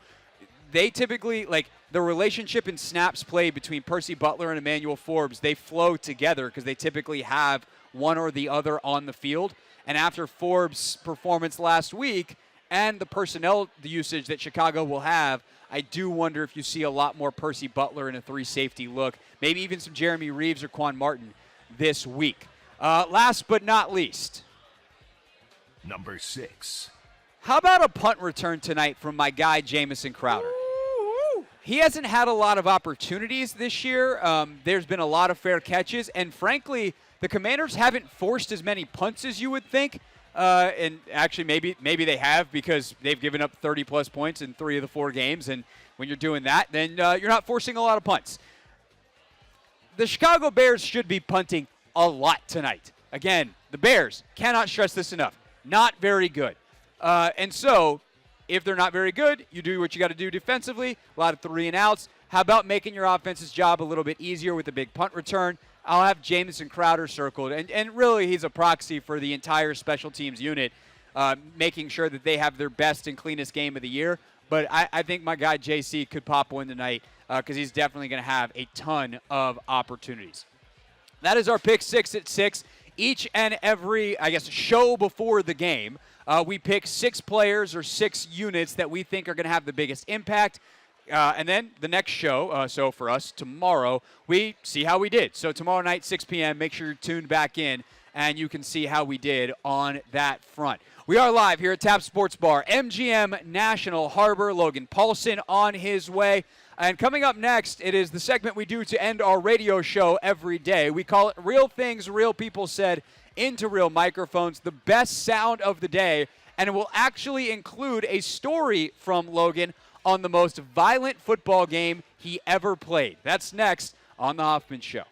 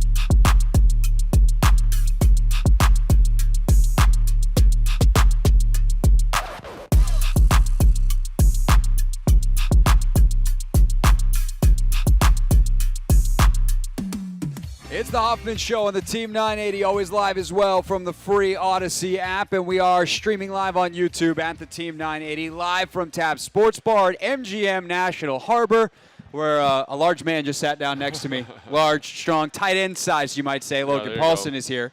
What's up, buddy? Not much, man. How you doing? You survived? Yeah, of course. In 13 minutes, it's our show. Yeah, so. I know. So it's good that I'm here a little early. Yeah. You were planning on being here at like 5 o'clock, and then you met the Woodrow Wilson Bridge. Dude, it was rough. Yeah. It was rough getting over. I tried to tell you. I know, but then I had some stuff to take care of. You know, we got a new puppy. You guys got a new puppy? What kind of puppy did you get? It's a rescue. It's like a border collie pit bull thing. You know what I mean? Yeah. So got a bit of a mutt situation. Yeah, it sounds like.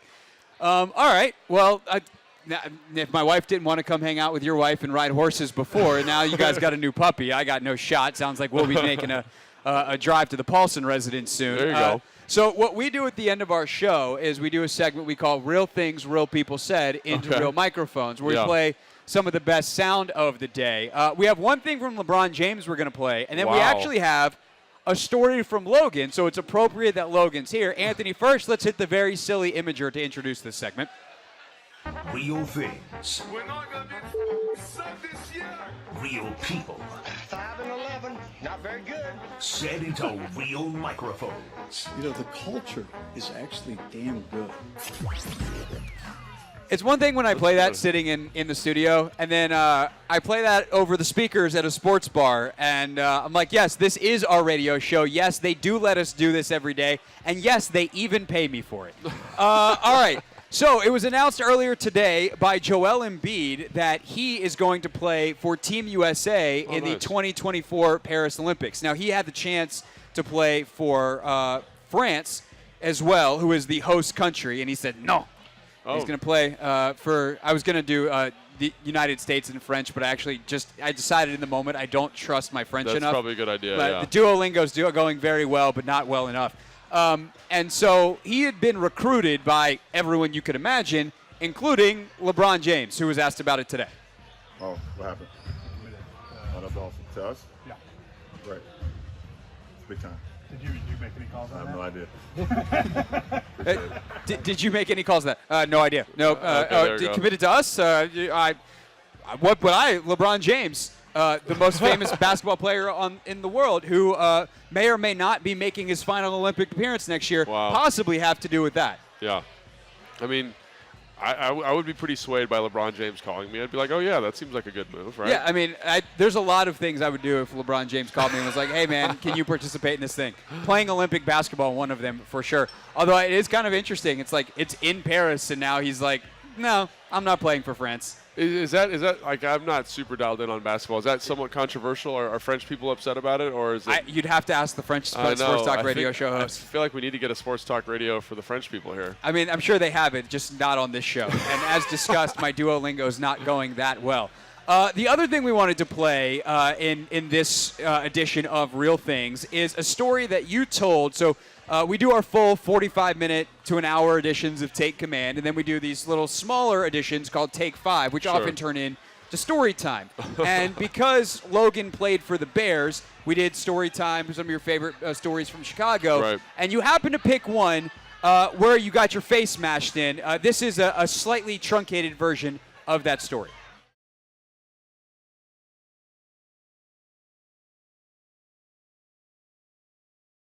There was a strike, and to prep for something like that on the silent count. So what I would do, this sounds insane, is I would look to my I had the coach over there with his foot, and then he would move his foot, and then I would work on flashing my eyes to a guy who was just running straight into me with a bag.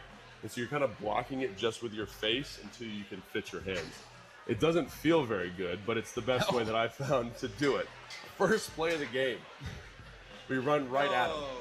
Run right at him. So first 15. So first 15. That play's scripted. And during the course of the game, I thought I had something in my eye, but like the light was coming in weird from my helmet. So I get in the locker room and I couldn't get my helmet off. And I was like, what is going on with my helmet? I had dented my helmet on this guy's head in the game.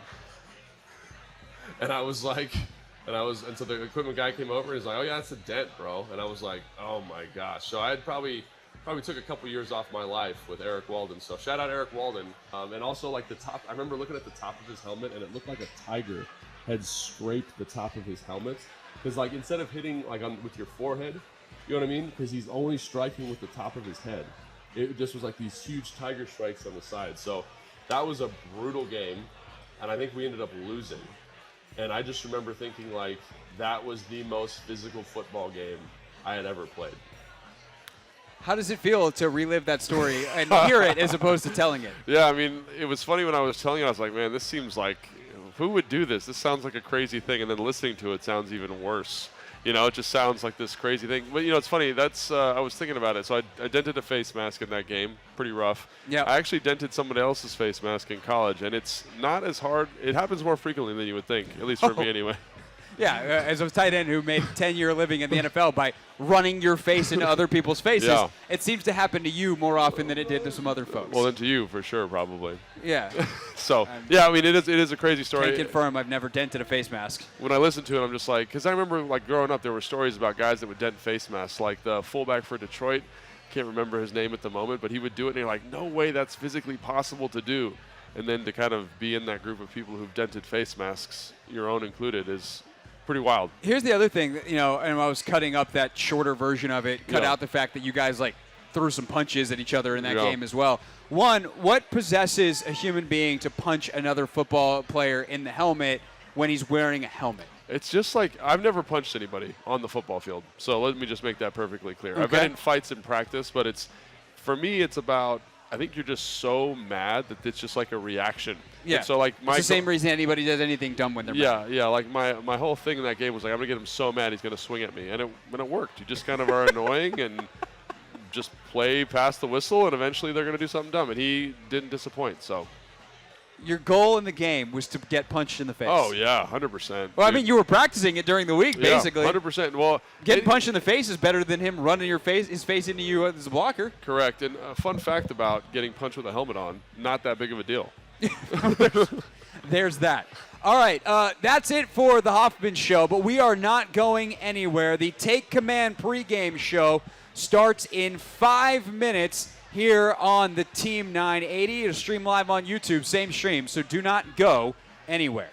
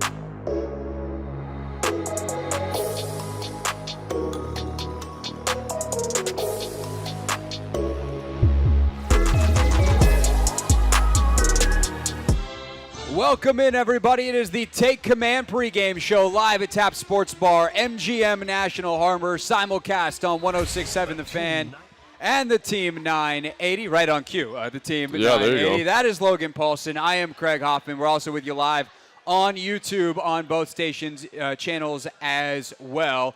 Logan, excited to talk about this one, and I have been kind of waiting for this moment for the last 2.5 hours that I've been doing the radio show.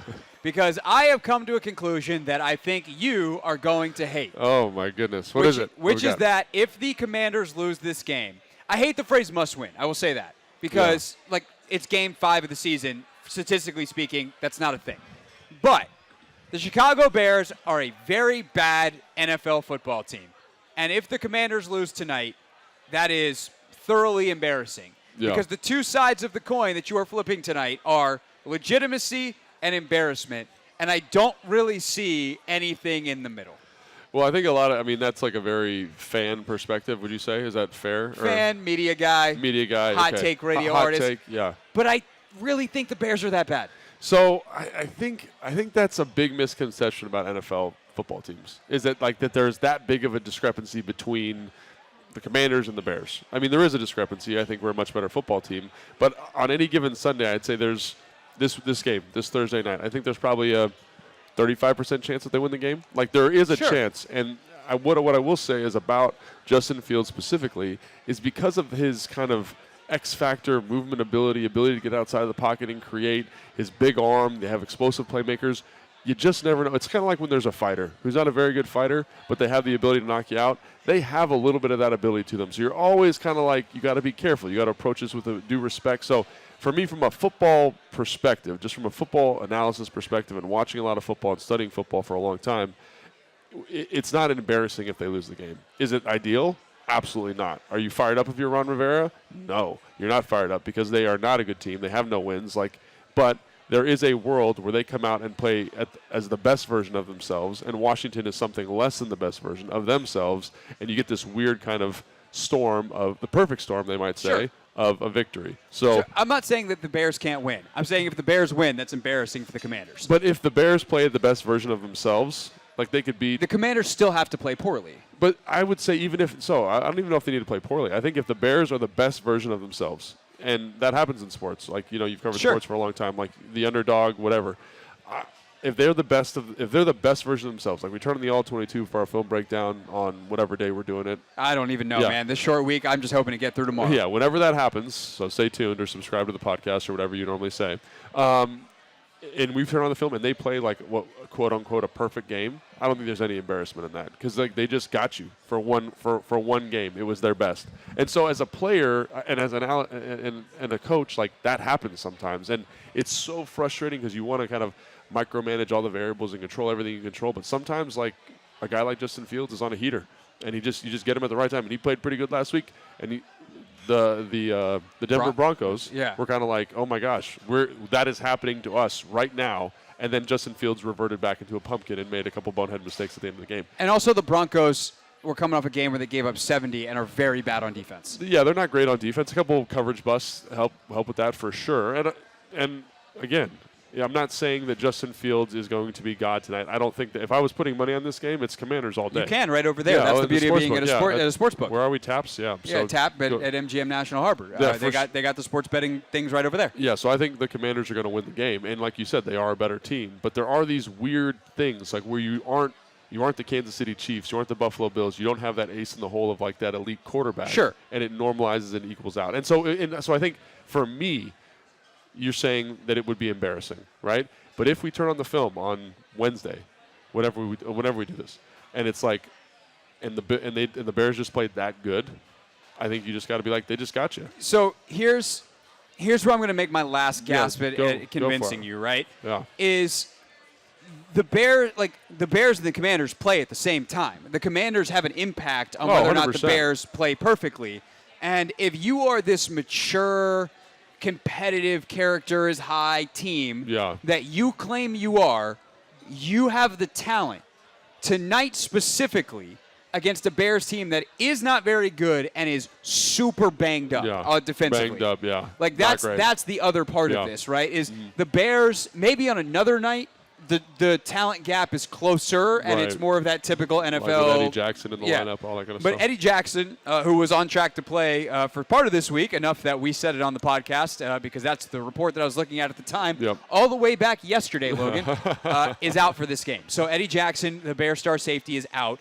And he is potentially, the inactives should actually be coming out in the next 20 minutes or so.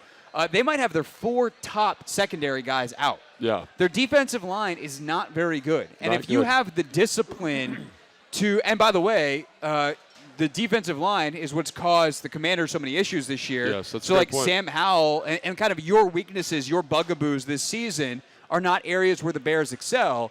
And so if you are this Washington team that claims to be more mature, more consistent, capable of putting forth quality efforts week in and week out, you should win this game. You and should. if you don't, you're not who you claim to be.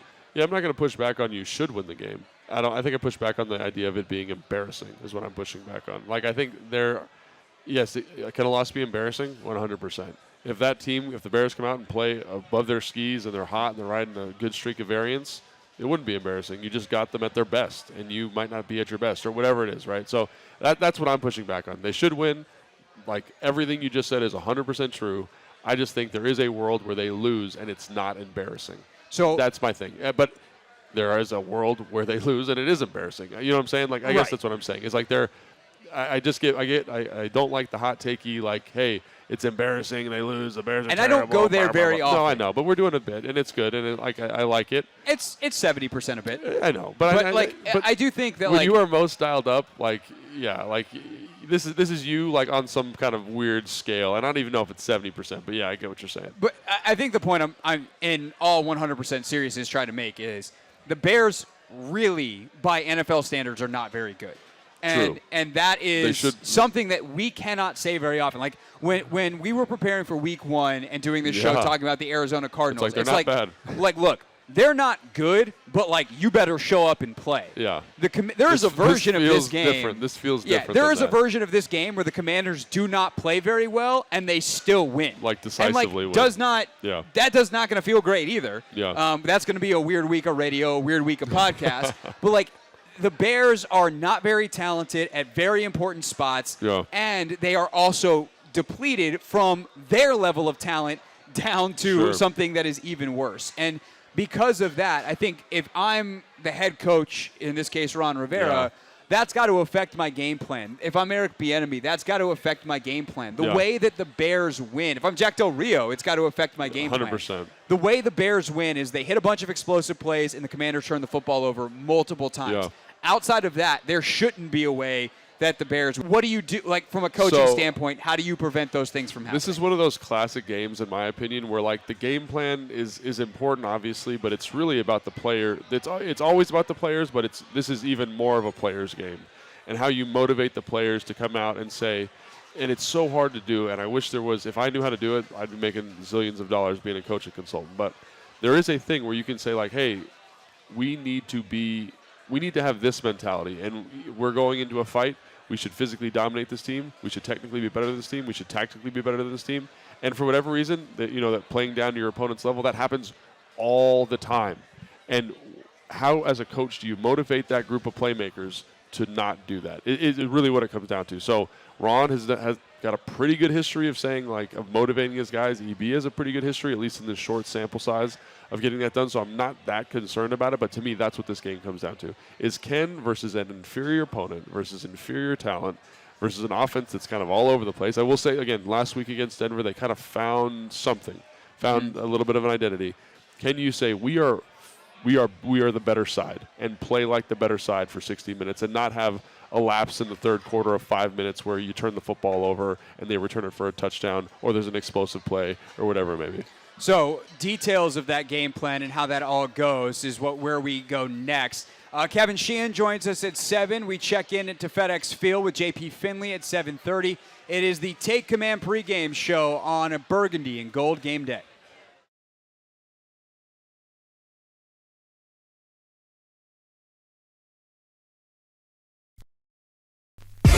Person in space. Right. As a player, though, it's intense. Like, recovering from an NFL football game is hard, and the amount of prep that goes into a game from a mental and a strategic standpoint is immense on a regular week. What are those things like on a short week? Yeah, I always was not a huge fan of the short week. Obviously, you get the days off afterwards, which is always great. You know, Santana was telling me the other day that he loved Thursday night game, and I was like, why? And he kind of was just like, because we get a mini bye week, you know? And so there is that. There's the light at the end of the tunnel. But I always hated the short week because I felt like it really threw off my prep. It wasn't even about the recovery so much. It was the prep. Like, it just, everything's accelerated. You haven't really flushed the last game. You're kind of into the next game. And I just felt like I couldn't cover all the stuff I wanted to cover. I couldn't own the game plan the way I wanted to own it.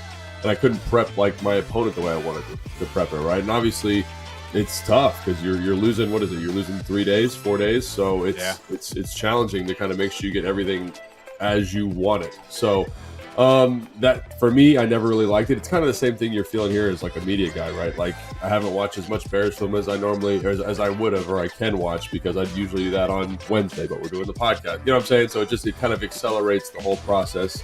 And I just found it very, very challenging to feel truly ready.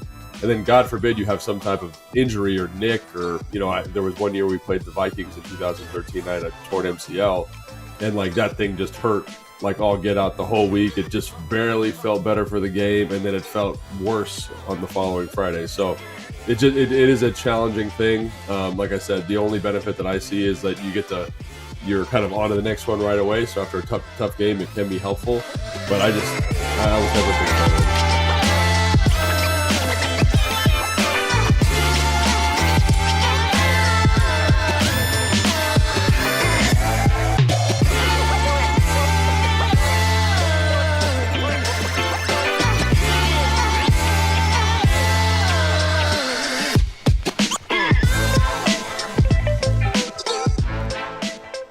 I think Jack, because of the softer coverage structures, is going to be like, hey, man, like, will you trust our front to kind of handle this and play good football?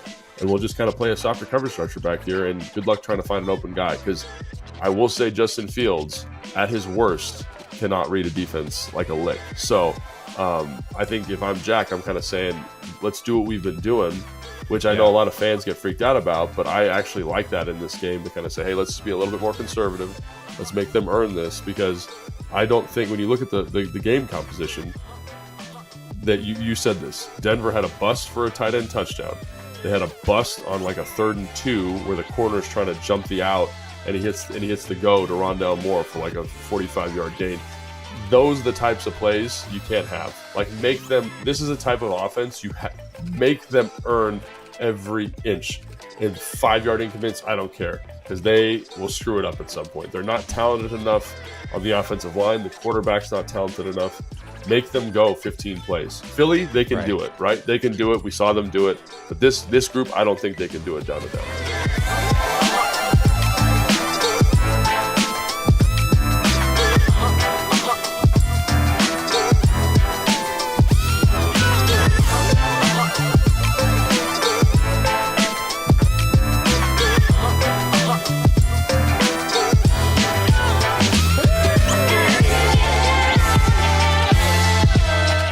Live from Tap Sports Bar at MGM National Harbor, I'm Craig Hoffman. He is Logan Paulsen here on the Take Command pregame show, also streaming live on YouTube on this Burgundy and Gold game day at the Team 980 and at 106.7 The Fan. All right, Logan, Bears Commanders tonight. Yep. We've talked about kind of the mindset going in, from us as outsiders. But if you're inside the building and you're putting together a game plan, there's a couple tactical things that then come out of that mindset. If you know you want to prevent turnovers, you want to prevent explosive plays, because that seems like the way the Bears can get into it.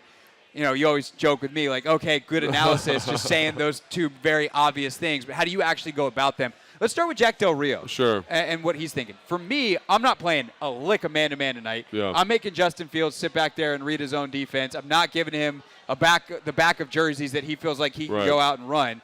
But you know more football than me, so what would you do? No, I think there's a lot of good insight there. I think when you speak in absolutes when you're cultivating a game plan, you're probably wrong. Like, we always want to run the ball, or we're never going to play man. I think there are situations where you want to play a little bit of man coverage just to kind of throw a different pitch in there. Obviously, you want to live in zone, live in kind of that zone match world as much as possible, kind of limit those throwing windows.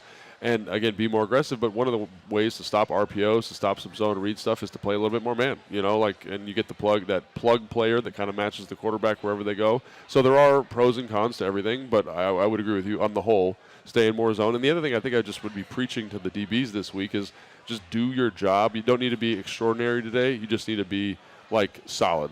No explosive plays. Keep everything in front of you. Don't worry about the double move stuff. Or don't worry about the comeback. We can live with the comeback. We think that he's not going to be consistent enough down in and down out with that to consistently make plays. So that's what I would say. It's just kind of, fans are going to hate this, but a little bit more conservative. Keep everything in front of you. Make him go. In this instance, make him go the length of the field. That's one of the most important things in my opinion. We saw that a little bit last week with Hurts. He had a hard time without the explosive play of going the length of the field.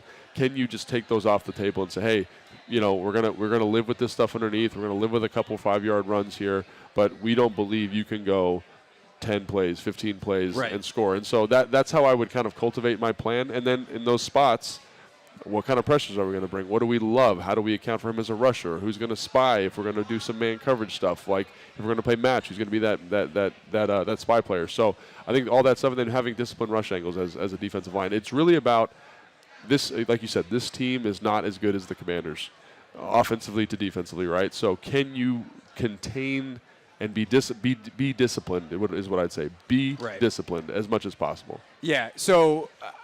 One of the things that I was wondering earlier, and I had to save for this show because I had to ask you and didn't have the answer, is how much carryover is there from what Philadelphia does to what Chicago does? Because we just talked about a lot of stuff and a lot of options specifically to defend the zone read. You have the cover one plug type of stuff or plug players, spies.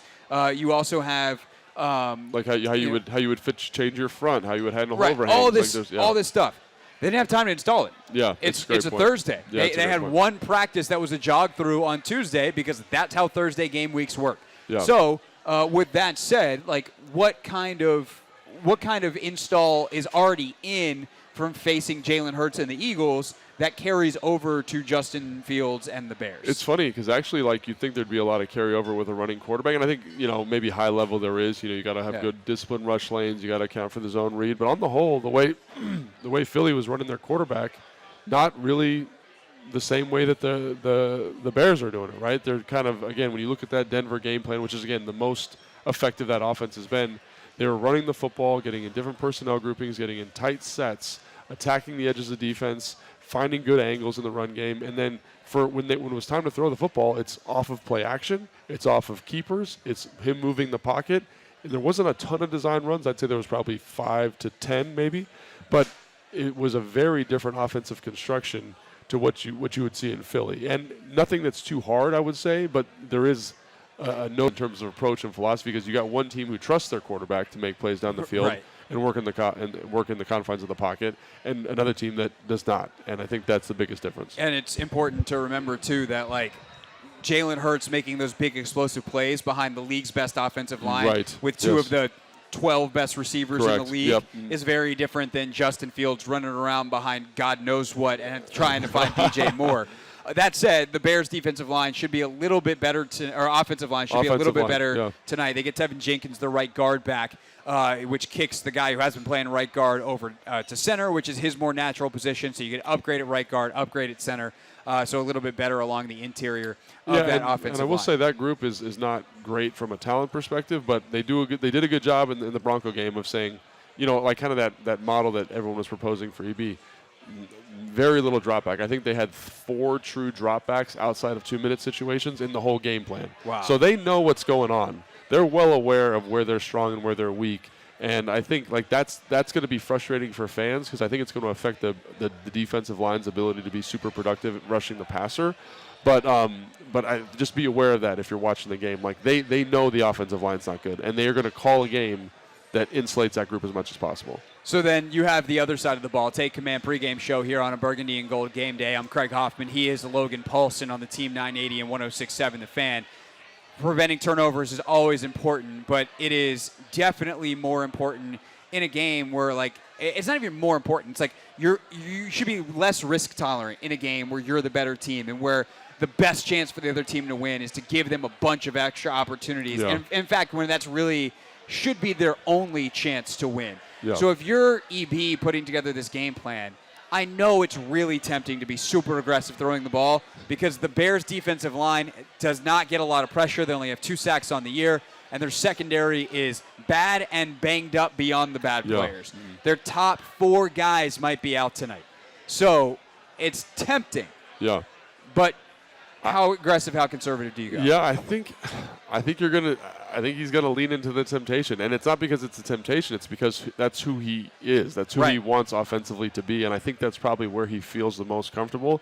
And right now, there's not a lot that you say, oh man, we really got to be worried about this pass rusher. We really got to be worried about this coverage player. You know, their 2 best players are their linebackers, and I've said this on the show before. Like they're the easiest players in the defense to manipulate in terms of keys. So take advantage of those guys. Like they're big physical guys, but they're not the best coverage players, especially when they're matched up with versus a small receiver. So I would say you're going to see them throw. The weather's nice. You're going to see the ball get thrown around a lot. I also think they're going to lean into B-Rob in specific situations because, like we said, I think what they're going to do, or what I would assume they're going to do, is kind of throw the football, loosen them up a little bit, see if because they kind of bounce between cover 1 when they want to stop the run and cover 2 when they want to stop the pass. So the second you see them get into this cover 2 structure, I would 100% imagine that they're going to get B-Rob running the football, and that is exactly kind of what EB is and what he wants to do. And I don't think there's anything defensively that you say, oh, we can't do that because they've got Myles Garrett over there or whatever. Like, that's just not on the table. And that's what you're alluding to. And as much as that's going to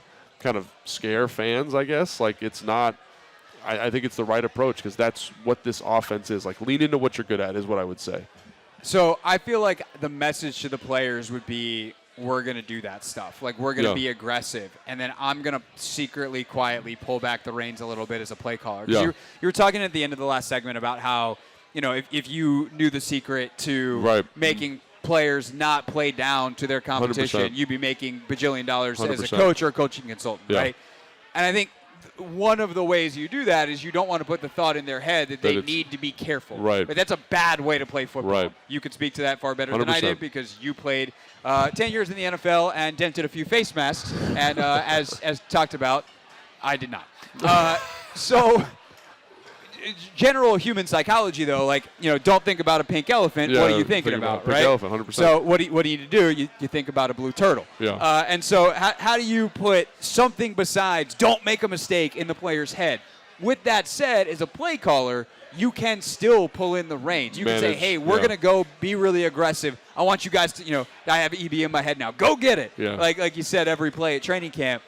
But in doing that, you call a few more runs. You call some more quick game. Yeah. You get Antonio Gibson potentially involved in the screen game. Yeah. I think there's ways to do both, and that's where I would lean. I would actually have a very similar game plan to Philly last week because I think that balance and that variety is where this offense is going to be at its best. It gets the ball to everyone, and it still is aggressive without putting too much on Sam Howell. No, I think that's 100% right. Like, I think managing, like, presenting a message and then managing the level of risk you want to incur with the play calls, I think is 100% the right thing to do. And I think Philly was a masterclass in that, like, kind of bouncing between quick game, moving the pocket.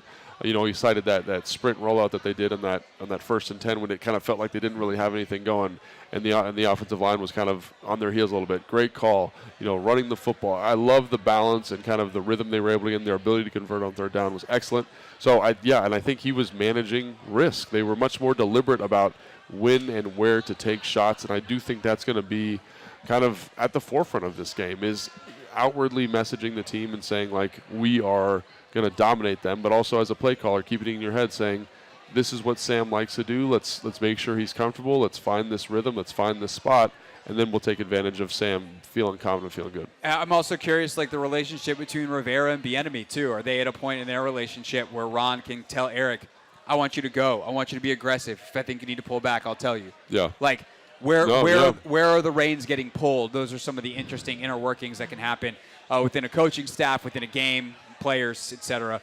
And all goes into the beauty of NFL football. Yeah. When we get back, Kevin Sheehan joins us. He always joins us 30 minutes into the Take Command pregame show. We'll also go live to FedEx Field in the next hour, get the scene of things from JP Finlay. That all still to come here on the Take Command pregame show. The Team 980, 106.7 The Fan on a burgundy and gold game day.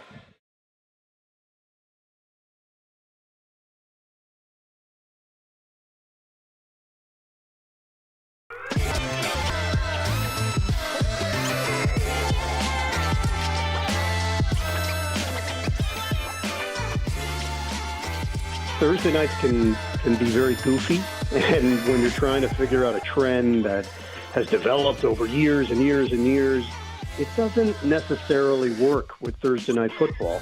How certain teams handle the quick turnaround, what happened the week before? Was it a physical game? Were you, disappointed at the end, and now you don't have as much time to really soak it in and turn the page, so you're turning the page before you've actually dealt with it or processed it. There's so many factors that come into play. I think about the game last year. I don't know how much this has been brought up or how much you've thought about it. And we've tried to flush that game from our memories here, as everyone else on planet Earth should, because, God, that was awful. Washington at Chicago was among the worst Thursday night games that I've called in my career. I remember vividly in the middle of the game thinking, this is the bottom. It's not going to get worse than this. And obviously, Washington got on a little bit of a roll and started to find some wins, and hopefully they were trying to plant some seeds for this year, which you can see signs of. Chicago, it hasn't gone well since then. It's not as if things have changed a whole lot.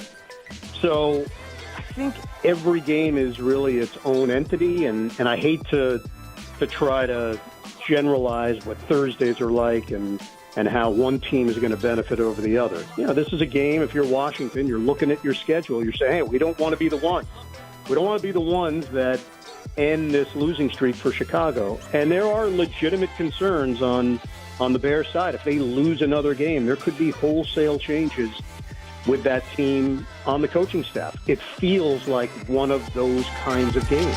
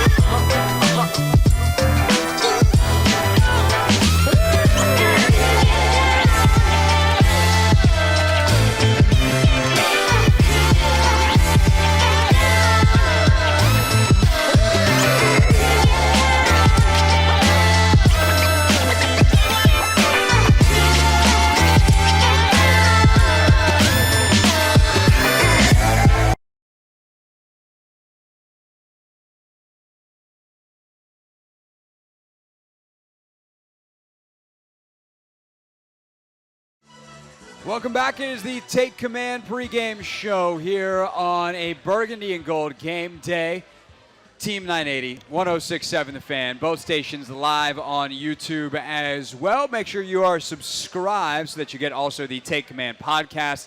We are not doing a post-game live stream tonight because I would like to go to bed after this game because it starts very late, and Logan would also like to get home to his bed. Yeah. You've got to go to FedEx Field. Yeah, I do have to go to FedEx Field. That is correct, yes. I am a TBD. I have not decided yet whether or not I'm going to FedEx Field. Just live your best life, bro. You know? I still don't know what that is. It's going to really depend on traffic. That's kind of the point. Kevin Sheehan, he's always living his best life, and he always joins us half an hour into this radio program. Mr. Sheehan, how are you, sir? What's up, boys? Big game tonight. I've heard that, actually, that tonight's a big one. So we did a bit of a bit to start the show. I wouldn't say that it was a full bit because I do genuinely believe that if the Commanders lose tonight to this Bears team, that is fairly embarrassing. How big of a deal is it for the Commanders to get a win, if for no other reason than they don't lose to the Bears tonight?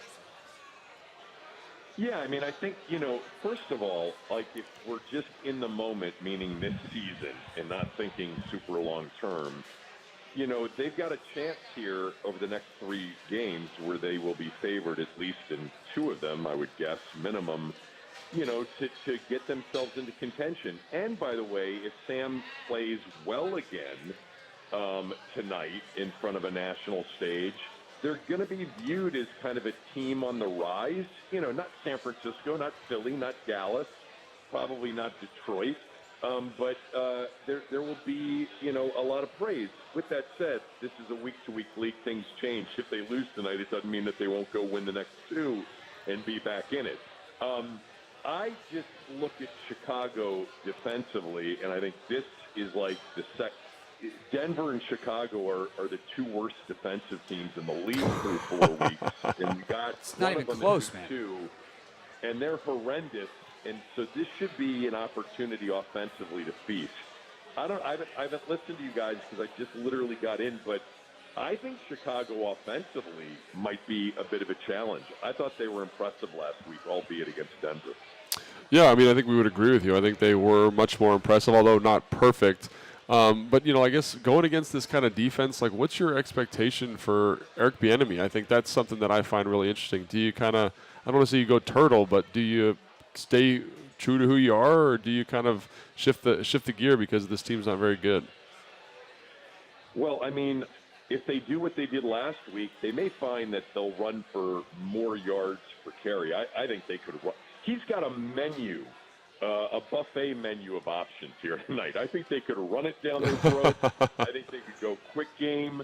I think they could screen them to death. It just looks like a defense that is really awful. With that said, and I'm curious, Logan, I'm wondering if they're just going to come after Sam all night long and take a beating on big plays if that's what goes down, thinking maybe he'll hold it and maybe they can make a couple of plays. But I think they could run it for 4.5 to 5 yards per carry tonight with Robinson Jr. and Gibson. I think the quick game will work. Everything they did last week, which I thought was perfect, and probably a lot more will work. Yeah, I mean, I think that's really good insight because they kind of do everything. And do you come after them? That's kind of not been their MO. They've been much more conservative in terms of their defensive approach. So it would be a big departure, and maybe that's what you need in a game like this, where you need a spark, need something to get you going. You mentioned defensively there are going to be some challenges. What is the biggest challenge outside of Justin Fields, would you say? Well, I actually like their skill position players. Sure. I like DJ Moore. I like Cole Kmet. I think Herbert's a good back. I think they've got other speed guys like Velus Jones and Tyler Scott, who they use, in some jet sweep stuff and reverse stuff. I actually think they've got guys that can get open. I think the key will be to make sure that Justin Fields doesn't get off schedule and extend plays, because that's when he's dangerous with his legs and with his arms. I think he throws it pretty well. I understand, that it hasn't been smooth, and they played Denver last week, but he was 16 of 17 for 232 yards and 3 touchdowns in the first half. The ball hit the ground once, and I thought that they really looked good against a bad defensive team. Washington did the same thing to Denver. Everybody's done it. Obviously, Miami did it to them. But I like some of their skill position players. I don't love their offensive line. The rookie, Darnell Wright, has actually had a decent start, but he had some penalties, some key penalties last week. But, yeah, I just think I'm not down on our defense. Let me make that clear. I think they've just played two of the best teams in the league, and I didn't think they played that poorly, honestly, against Buffalo.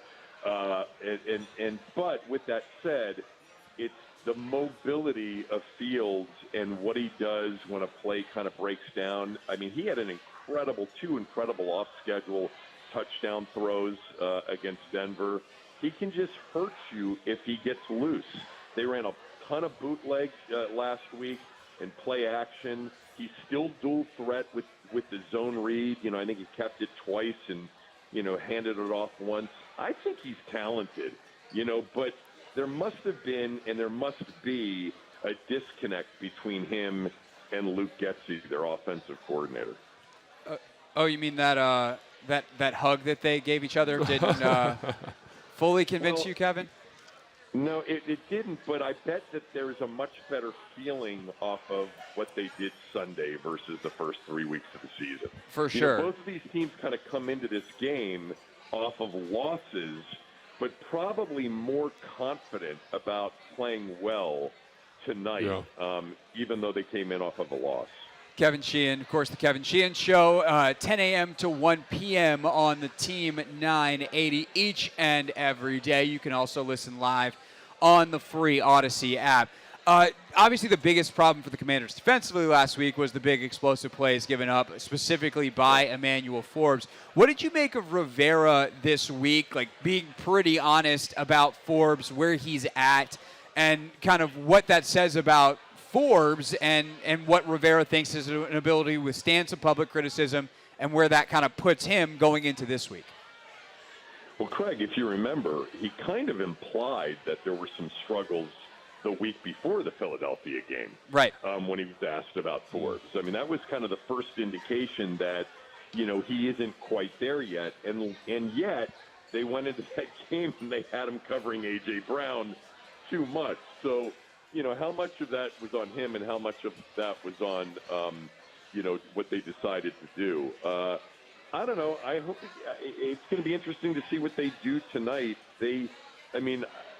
Logan, who gets matched up against DJ Moore, and then who checks Cole Kmet? Because he's actually pretty damn good and a big dude that can run. Yeah, and I think when you say those matchups, like to me, the best matchup corner you have is Benjamin St. Juste. Like Craig and I have talked about that a lot, and so to me, that's the matchup. And then for Cole Kmet, I think you have one of the best coverage safeties in the NFL when it comes to matching up a tight end, and that's Cam Curl. And so if you're looking for matchups in man-to-man situations, that's it to me. And you have the personnel to do it, and that's what I thought they were going to do last week, but they gave Forbes a nod, and maybe they thought, here you go, step up, young fella, in a big situation. They haven't traveled a corner under Rivera in a long time, and they pretty much traveled Forbes with Brown last week.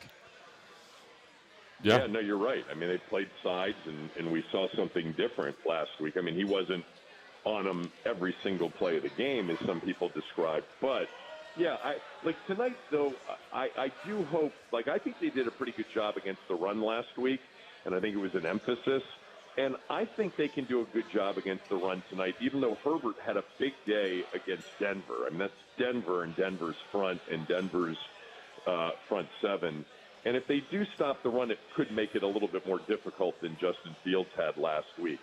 A bad intentional grounding penalty on the final drive. But other than that, I thought he was really good. Kevin Sheehan with us here on the Team 980, 106.7 The Fan on a burgundy and gold game day. One area that we haven't talked about a ton yet, Logan, it's because we don't really spend a lot of time on special teams.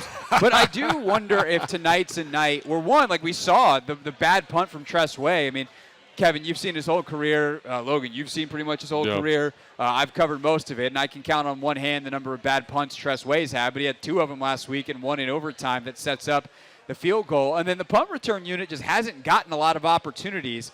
If the Commanders' defense does what it should tonight, which is get the Bears off the field expeditiously, Jamison Crowder should have some opportunities. Do you think that's an area that could have maybe an outsized impact on this game, and certainly did when these two teams played a year ago?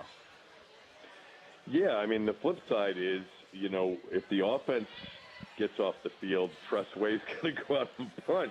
Hopefully we don't see many punts, because that punt in overtime was a killer on Sunday. Yeah, they've given up yards that I think, per DVOA, they're the 29th ranked special teams unit in the league. The only thing that we, can take some solace, I guess, from is that, the field goal to avoid the shutout apparently got Cam Cheeseman on a snapping roll, because I think every snap was good last week. Did I miss one? I think you're right. Perfect. That shouldn't be something we're super pumped about. It should just be par for the course.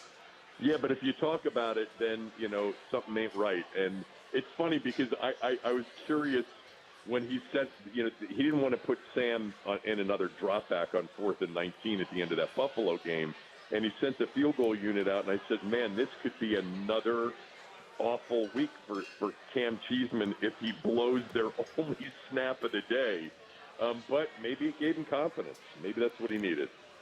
Maybe. All right, Kevin, tonight, who do you got?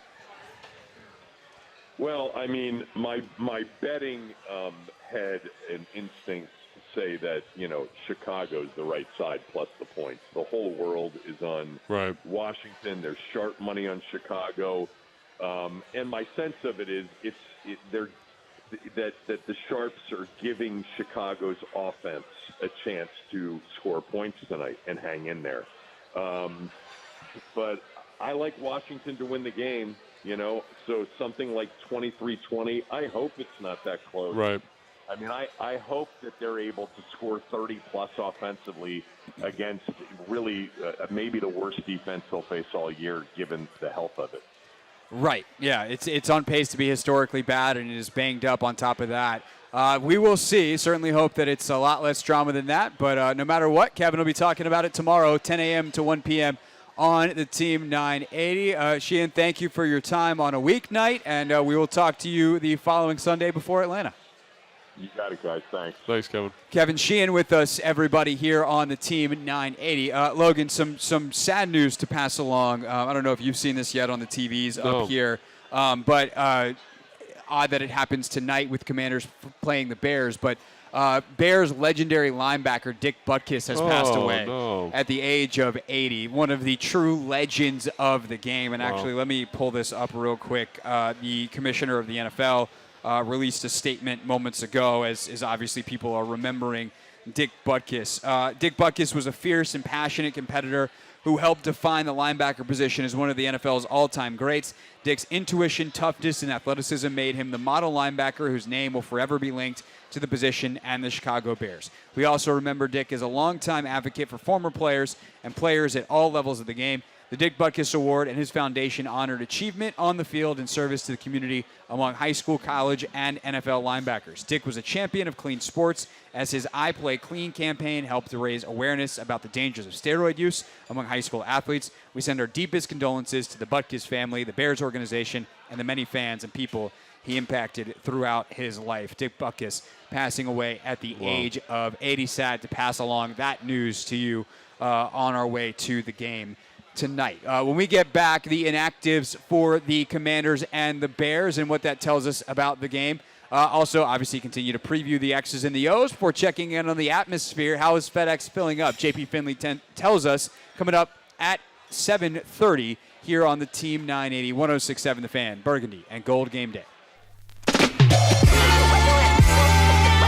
I want to just talk about what it's like to play on a short week. As a media person, it means you do a lot of podcasts in a very condensed space. As a player, though, it's intense. Like, recovering from an NFL football game is hard, and the amount of prep that goes into a game from a mental and a strategic standpoint is immense on a regular week. What are those things like on a short week? Yeah, I was not a huge fan of the short week. Obviously, you get the days off afterwards, which is always great. Santana was telling me the other day that he loved Thursday night game, and I was like, why? And he kind of was just like, because we get a mini bye week, And so there is that. There's the light at the end of the tunnel. But I always hated the short week because I felt like it really threw off my prep. It wasn't even about the recovery so much. It was the prep. Like, it just, everything's accelerated. You haven't really flushed the last game. You're kind of into the next game. And I just felt like I couldn't cover all the stuff I wanted to cover. I couldn't own the game plan the way I wanted to own it. And I couldn't prep like my opponent the way I wanted to prep it, right? And obviously it's tough because you're losing, what is it? You're losing 4 days. So it's challenging to kind of make sure you get everything as you want it. So That for me, I never really liked it. It's kind of the same thing you're feeling here as like a media guy, right? Like I haven't watched as much Bears film as I normally, or as I would have, or I can watch because I'd usually do that on Wednesday, but we're doing the podcast. You know what I'm saying? So it kind of accelerates the whole process, and I just found it very, very challenging to feel truly ready. And then God forbid you have some type of injury or nick, or there was one year we played the Vikings in 2013. I had a torn MCL, and like that thing just hurt. Like all get out the whole week. It just barely felt better for the game, and then it felt worse on the following Friday. So it is a challenging thing. Like I said, the only benefit that I see is that you're kind of on to the next one right away. So after a tough game, it can be helpful. But I was never a big fan of it.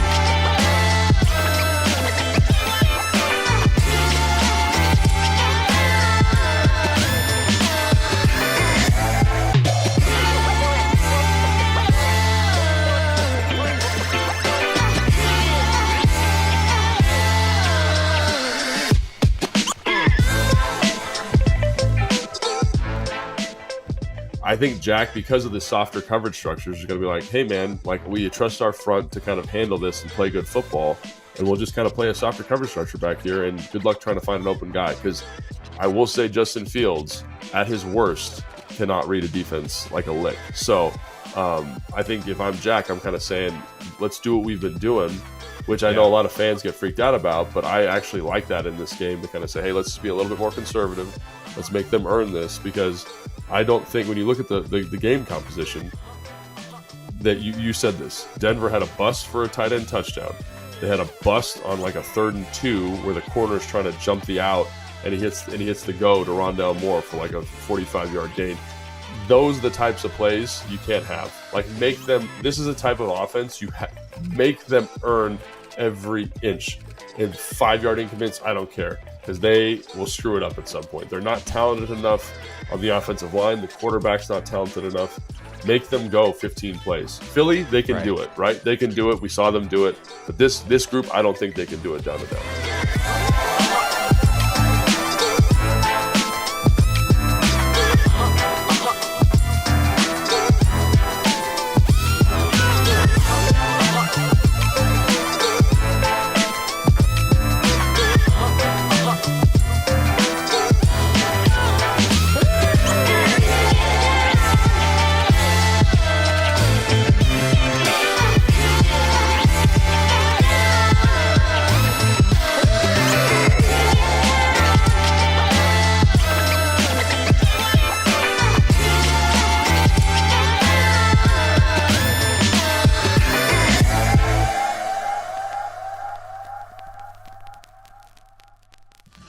It is the Take Command pregame show live from Tap Sports Bar at MGM National Harbor. Nice and full. People getting ready in their burgundy and gold for Commanders and Bears tonight at FedEx Field. Kickoff is at 8:15 on Amazon Prime. I do think that there's a local, maybe Fox 5 has it as well. So if you do not have, but we're not going to tell people that, Logan, because we would like for them. Say you're driving home right now. You have that smart TV, and you're like, is today the day that I use it? Do I just go to my usual cable, or do I use the Amazon Prime app? There's also the YouTube TV app, and you can watch us all the way up until kickoff. So Team 980, 106.7 The Fans YouTube page. We are streaming live, so check us out there. If you're on your way home right now, just flip us on, and we'll be previewing the game all the way up until kickoff. Kevin Sheehan just joined us. JP Finlay will join us in a few minutes from FedEx Field. But there was something Kevin said that you wanted to unpack a little bit. Yeah. Basically, he said that the defense isn't good, and I think we both agree that it's not good. Logan, if I had $1 for every time I looked into this camera and said the Bears' defense is not good today, I would have at least $7. Yeah. It's 7? I feel like you've said it more than that, probably. I probably have closer to $17. I've only been on since 4, man. Yeah, and so, again, they're not good. There's nobody that, jumps off the page at you, but I do feel like they kind of are a group that can play better than the sum of their parts. Obviously, the injuries in the back end are going to really hurt them, but their front specifically, they do, like we talked about this on the podcast, do some run stunts, do some things that make it a little bit hard to prep on a short week for a game plan. I think they have guys that play hard, and those guys that play consistently hard can get you out of situations that like where you're less talented. And I think that's something just to kind of be aware of. I know we're kind of banging that group down, and rightfully so. They're outside of the linebacker groups. There's not a lot of big names. The 2 guys in the back end that are really good for them are hurt. They're starting a rookie cornerback. Like, all of these things kind of go against them. But when I look at the defensive line, I say to myself, this is a group that can be problematic just because they play so hard. And I think that's the thing that kind of sticks out to me about it. And so I don't want fans to be like, oh, why are we having a hard time with this group that's so terrible? Because it's a group that plays physically and they play tough. And like I said, like, that is something that has a lot of value, I think. So it's a group that you have to beat. They're just very capable of being beat. Yes, they're not correct, necessarily going to beat themselves. And the way that, frankly, the Bears' offense will beat themselves if you let them. Like, the Bears' offense is mistake-prone. They'll commit penalties. They'll commit turnovers. All you have to do is force them into long drives, and eventually they will take care of themselves, and they will give you the football, or they will hinder themselves in some major way. I think the opposite is true for the Bears' defense, where it's like they play hard. Yeah. They're not very good, but if you play hard and you're better, you can beat them. And I think the other part of that is obviously do not give them extra opportunities. 100%, And so 100%. you've got to, they're going to be playing hard. Make sure you secure the football. 100%.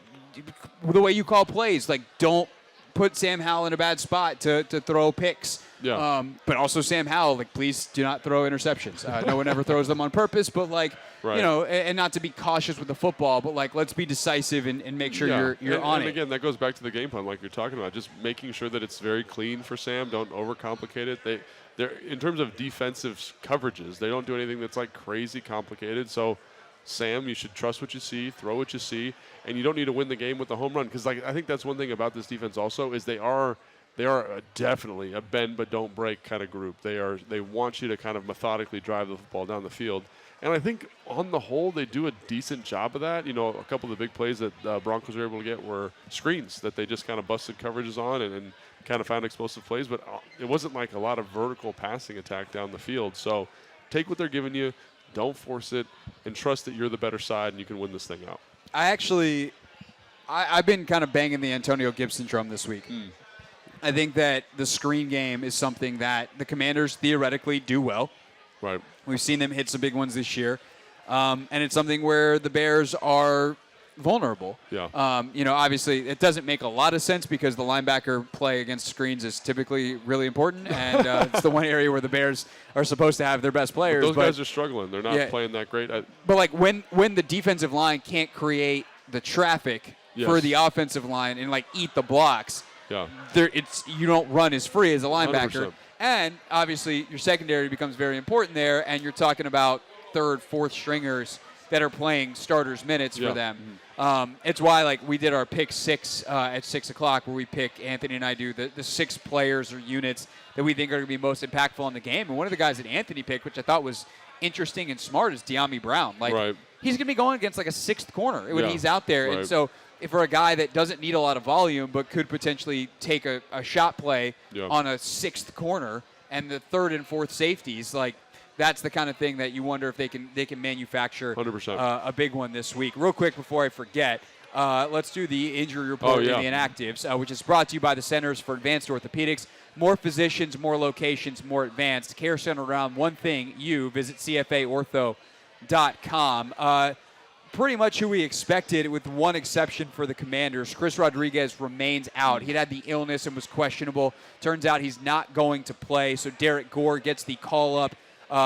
It says added to the active roster. I don't know whether that's a call-up from the practice squad or I think that's what that means. It's just funky language as opposed to they signed him and are releasing someone else. Other than that, KJ Henry, Trent Scott, Chris Paul, Curtis Hodges, Mitchell Tinsley, as has been largely the case since week 2.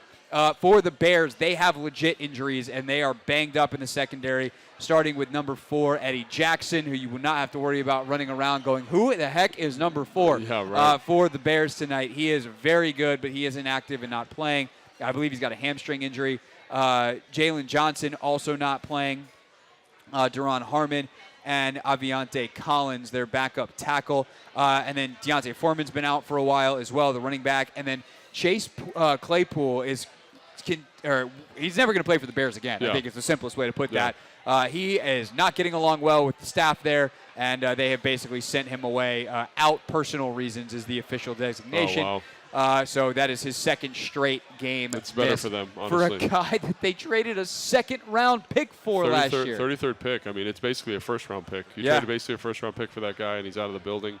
And they're better offense with him not in there, honestly. Like they are. Like the backup, Equinemius St. Brown is a good football player, but kind of one of those guys that's just steady. He's going to do what he's supposed to do. He's going to do his job. And, what's the other receiver's name? Number DJ 11. Moore? No, Or, 11, number 11. Mooney.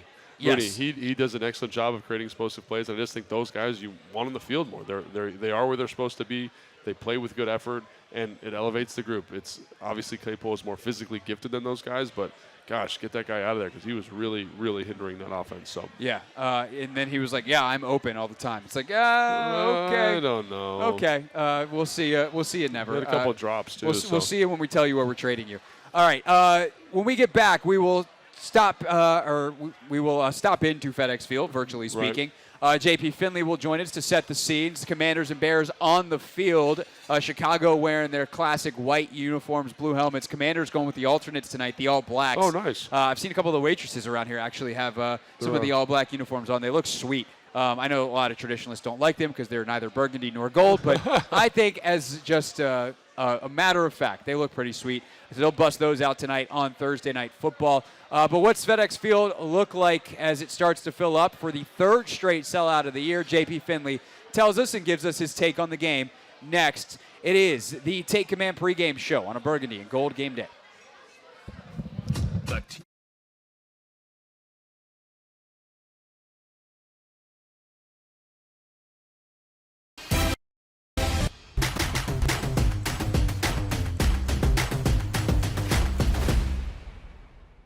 We have a new submission to the Real Things Hall of Fame. The F-35 is a fighter jet that the military has. It is very expensive. Very expensive. The F-35 program costs the U.S. government / the military over $1 trillion. Like, this is one of the most expensive things in the U.S. government's budget is the program that makes these planes. Each one is incredibly valuable and expensive.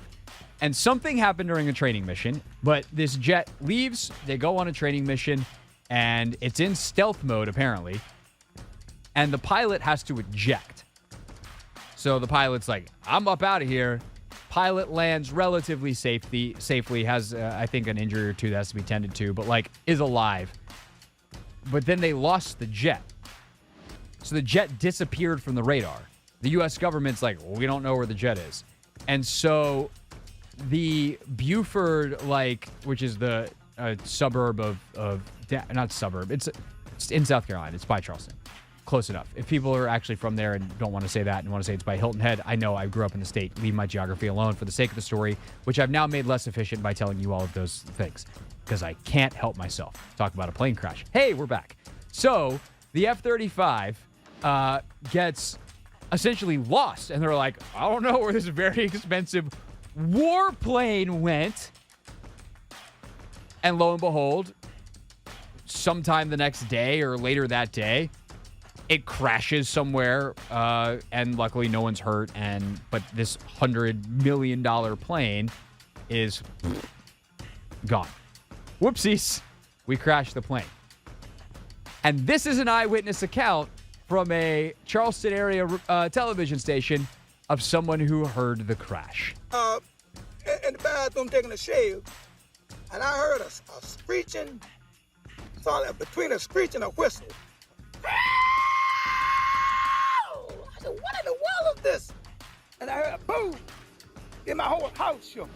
White says he didn't realize it was a plane at the time, so he didn't call anybody. The first thought came to me, I said, am I supposed to see the meteorite come out of space or something? And I said, well, if the airplane, it needed to be reported, but the thing was flying just too low. The F-35B airplane wreckage created an extensive debris field.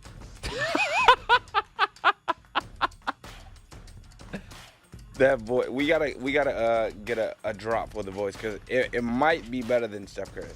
I was gonna say, I feel like we have to do a comparison. Can I pull this off with? Yeah, okay. So I had to compare or see if I had enough channels on the board to do this. But we got Steph Curry here.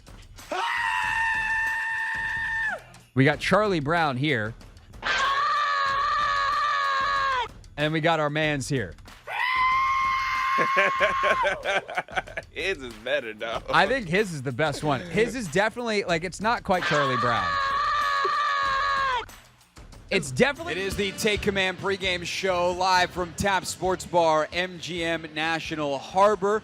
Logan Paulsen there, Craig Hoffman here on a burgundy and gold game day where the Commanders are about to take on the Chicago Bears at FedEx Field. We go there right now and check in with JP Finlay, fresh off your television, fresh into your radios. JP, of course, host of B. Mitch and Finlay on 106.7 The Fan. JP, what's up, man? Set the scene for us at FedEx.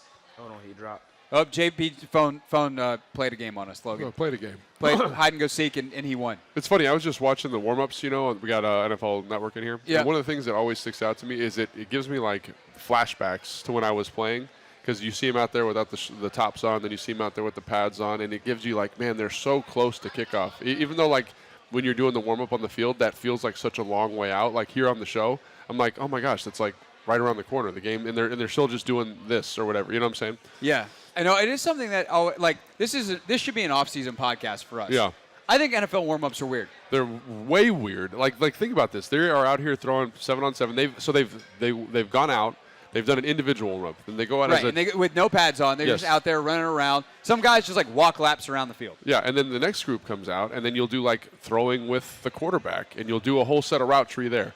Then you go in and put your pads on. Then you come out in segments. Which, by the way, is like a warm-up in itself. Yeah, it's a big deal. Suck to get on. It's a big deal. And so then you come out in segments, and it's oh, well, the kick returner goes out, the kicker goes out, and it just takes so long. You're there 3 hours ahead of time, and you're warming up. When we started the show, they had just started their warm-up.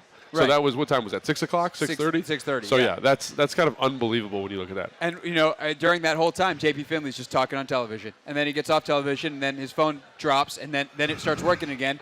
And now we're back. JP, what's up, man? Hello, fellas. Boys, what's going on? How you doing? Doing well. Happy to have you here to set the scene for us. What is the crowd like? What was the parking lots like? It's Thursday night football in D.C. We know traffic's going to stink. It might the crowd might be a little bit later arriving than it would be on a Sunday morning. But this game did sell out this week. What's the crowd look like so far? It's starting to fill in pretty good. I mean, kickoff's still probably 45 minutes away. There's a good kind of buzz, electricity in the air, I would say. That, the Thursday night games can be duds, especially you got an 0-4 team on one side. But I think Washington fans are fired up for this one. I got to be honest, the one kind of bizarre thing floating around is this Dick Butkus news. And it's the kind of news that everybody, I've had 10 different people walk up to me and be like, dude, did you hear about Dick Butkus? And so you wonder kind of, I doubt it has any actual impact, but you never know. It's just kind of a weird atmosphere with that looming, I guess.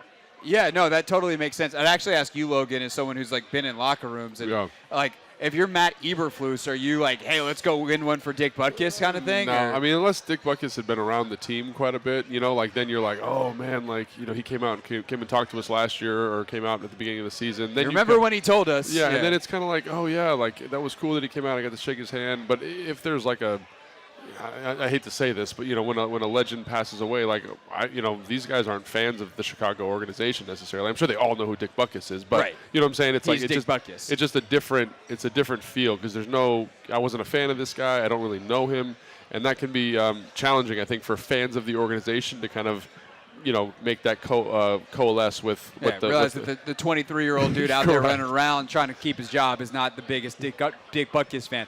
JP, in terms of the actual Commanders, obviously you guys weren't out there a ton this week on the beat because it's a short week, but what have you been able to gather about how this team is mentally coming out of a tough loss in overtime on Sunday? Yeah, I think the biggest concern is that people think it's a letdown game or something. I did not get that vibe. And honestly, with Rivera, outside of maybe Cleveland Week 17 last year, we haven't seen a ton of that. I believe they're in the right headspace. We'll see. I think it's a big game for Emmanuel Forbes tonight, and there's a number of things that I think set up well here.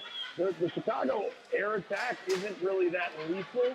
Now, if Justin Fields starts running around and it's a scramble drill and DJ Moore gets deep or something, I'm not going to, rule any of that out.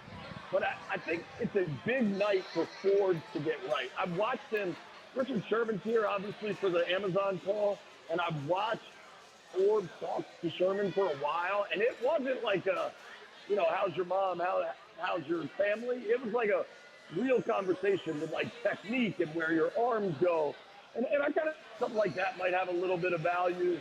I think a lot of it is, if their offense can be as efficient as they were last week, I think they can win this thing. A lot of people are calling for a blowout. I'm not, because these Thursday night games tend to be kind of ugly, and I think this will follow that pattern. But being there Tuesday, honestly, even being in the locker room Sunday might be where I'm taking the most information from. I've been in locker rooms after a loss where folks are like, man, we played tough, and they're kind of okay with the loss. And that was not the scene Sunday in Philadelphia. Those guys were pissed, angry, upset, whatever you want to call it, and I think that will carry over. You mentioned Emmanuel Forbes. Is there anybody else on the defensive side of the ball that you think needs to kind of have a big game tonight against the Chicago offense? I recognize that D-line is not only about sacks, but I can't help but notice that in 2 wins this season, Sweat has 3 sacks, and in 2 losses, he has 0. Yeah. So I think you'd love to see Montez get going. I also wonder with Fields' running ability, if it's not an important night for the linebackers and for the safeties, man. Curl is Curl, but Forrest, Butler, those guys will probably get tested. And Logan, I'm guessing you've seen it too. That Bills game, I think there was some real questionable tackling and perhaps even willingness to tackle from Forbes, and I think that could get tested tonight. So you'd like to see that get answered.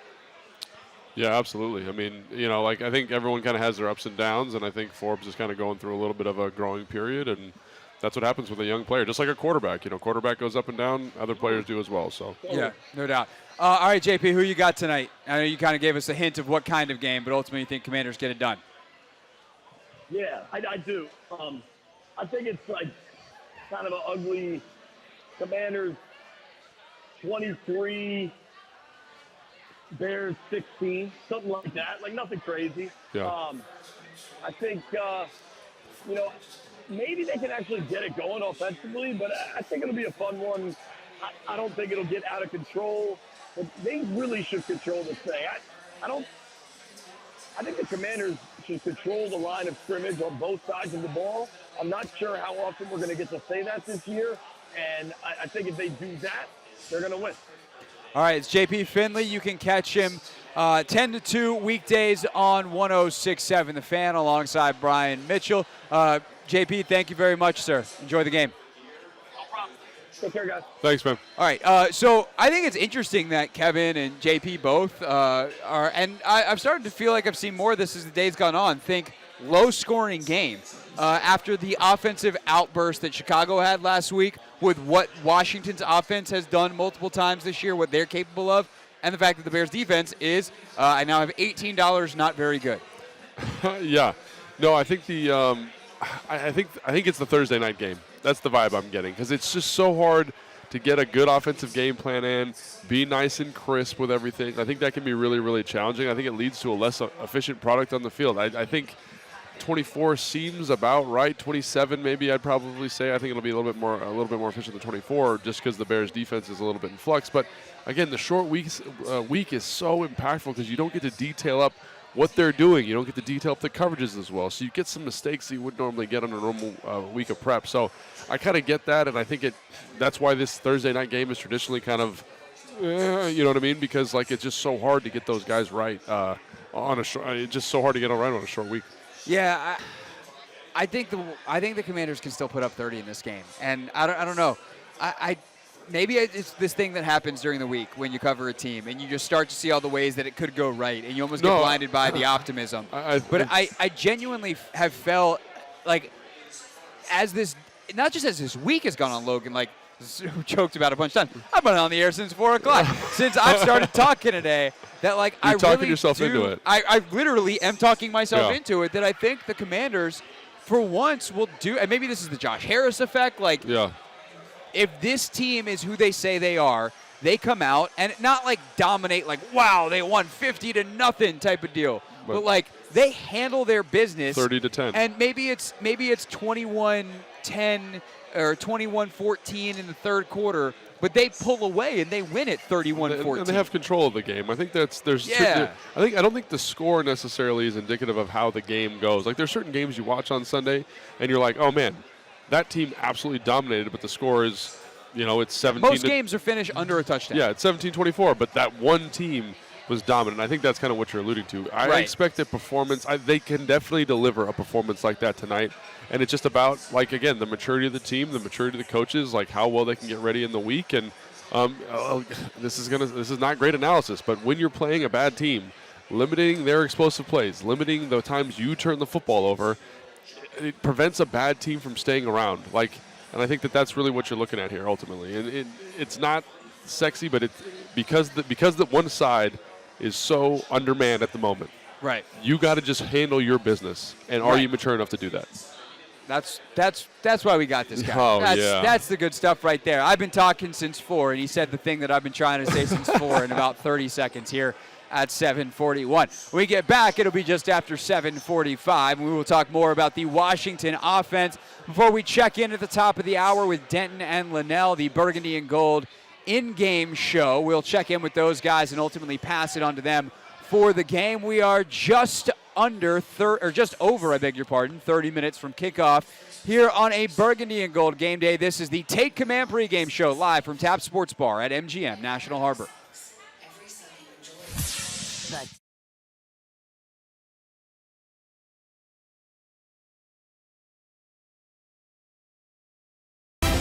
Cincinnati? That's depends on the story, but maybe we were playing Cincinnati. So Logan catches this touchdown. Oh, that's right. Yeah, that was Cincinnati. Yep. With Cincinnati. So we put in this play, and it was like, I think we called it Hoss Juke or something like that. I can't remember what we called it in that offense, but Logan's on a seam, right? So he's our vertical threat, taking the top off the defense. Digging out, guys.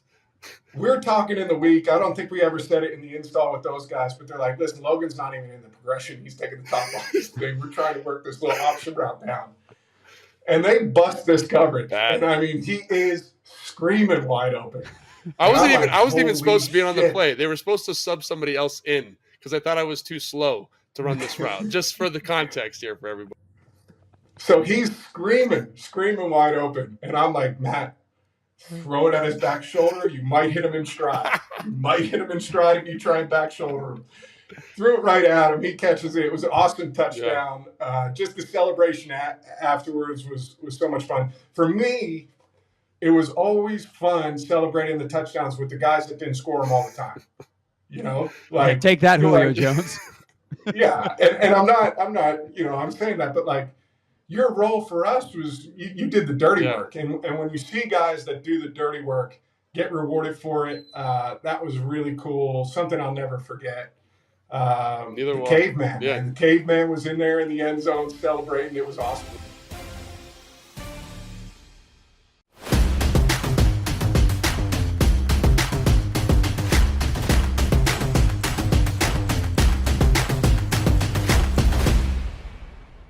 So there was this play where we call it like it was, what is it, 19 Zorro. So basically like versus a 3-4 structure with an outside linebacker who is Von Miller in this case, I would get help from the fullback, like on inside help. So I could be really aggressive on my reach, really violent to the reach.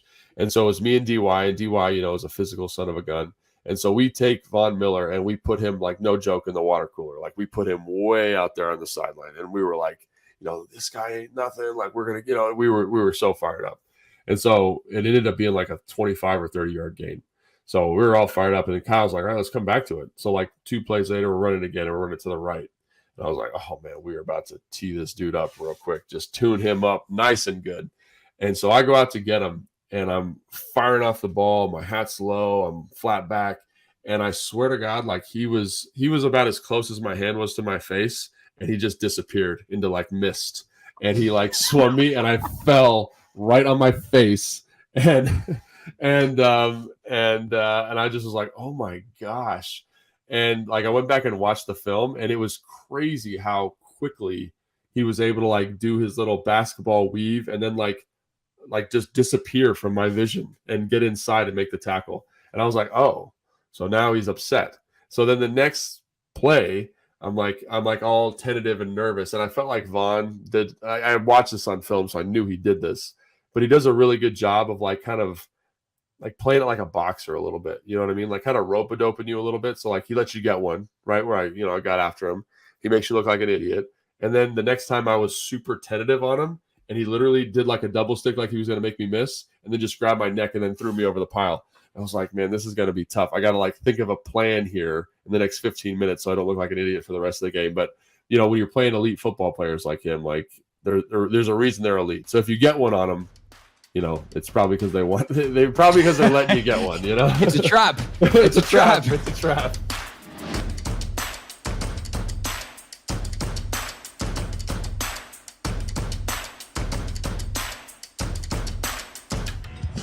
Continuing live from Tap Sports Bar at MGM National Harbor, Craig Hoffman, Logan Paulsen here on the Take Command pregame show.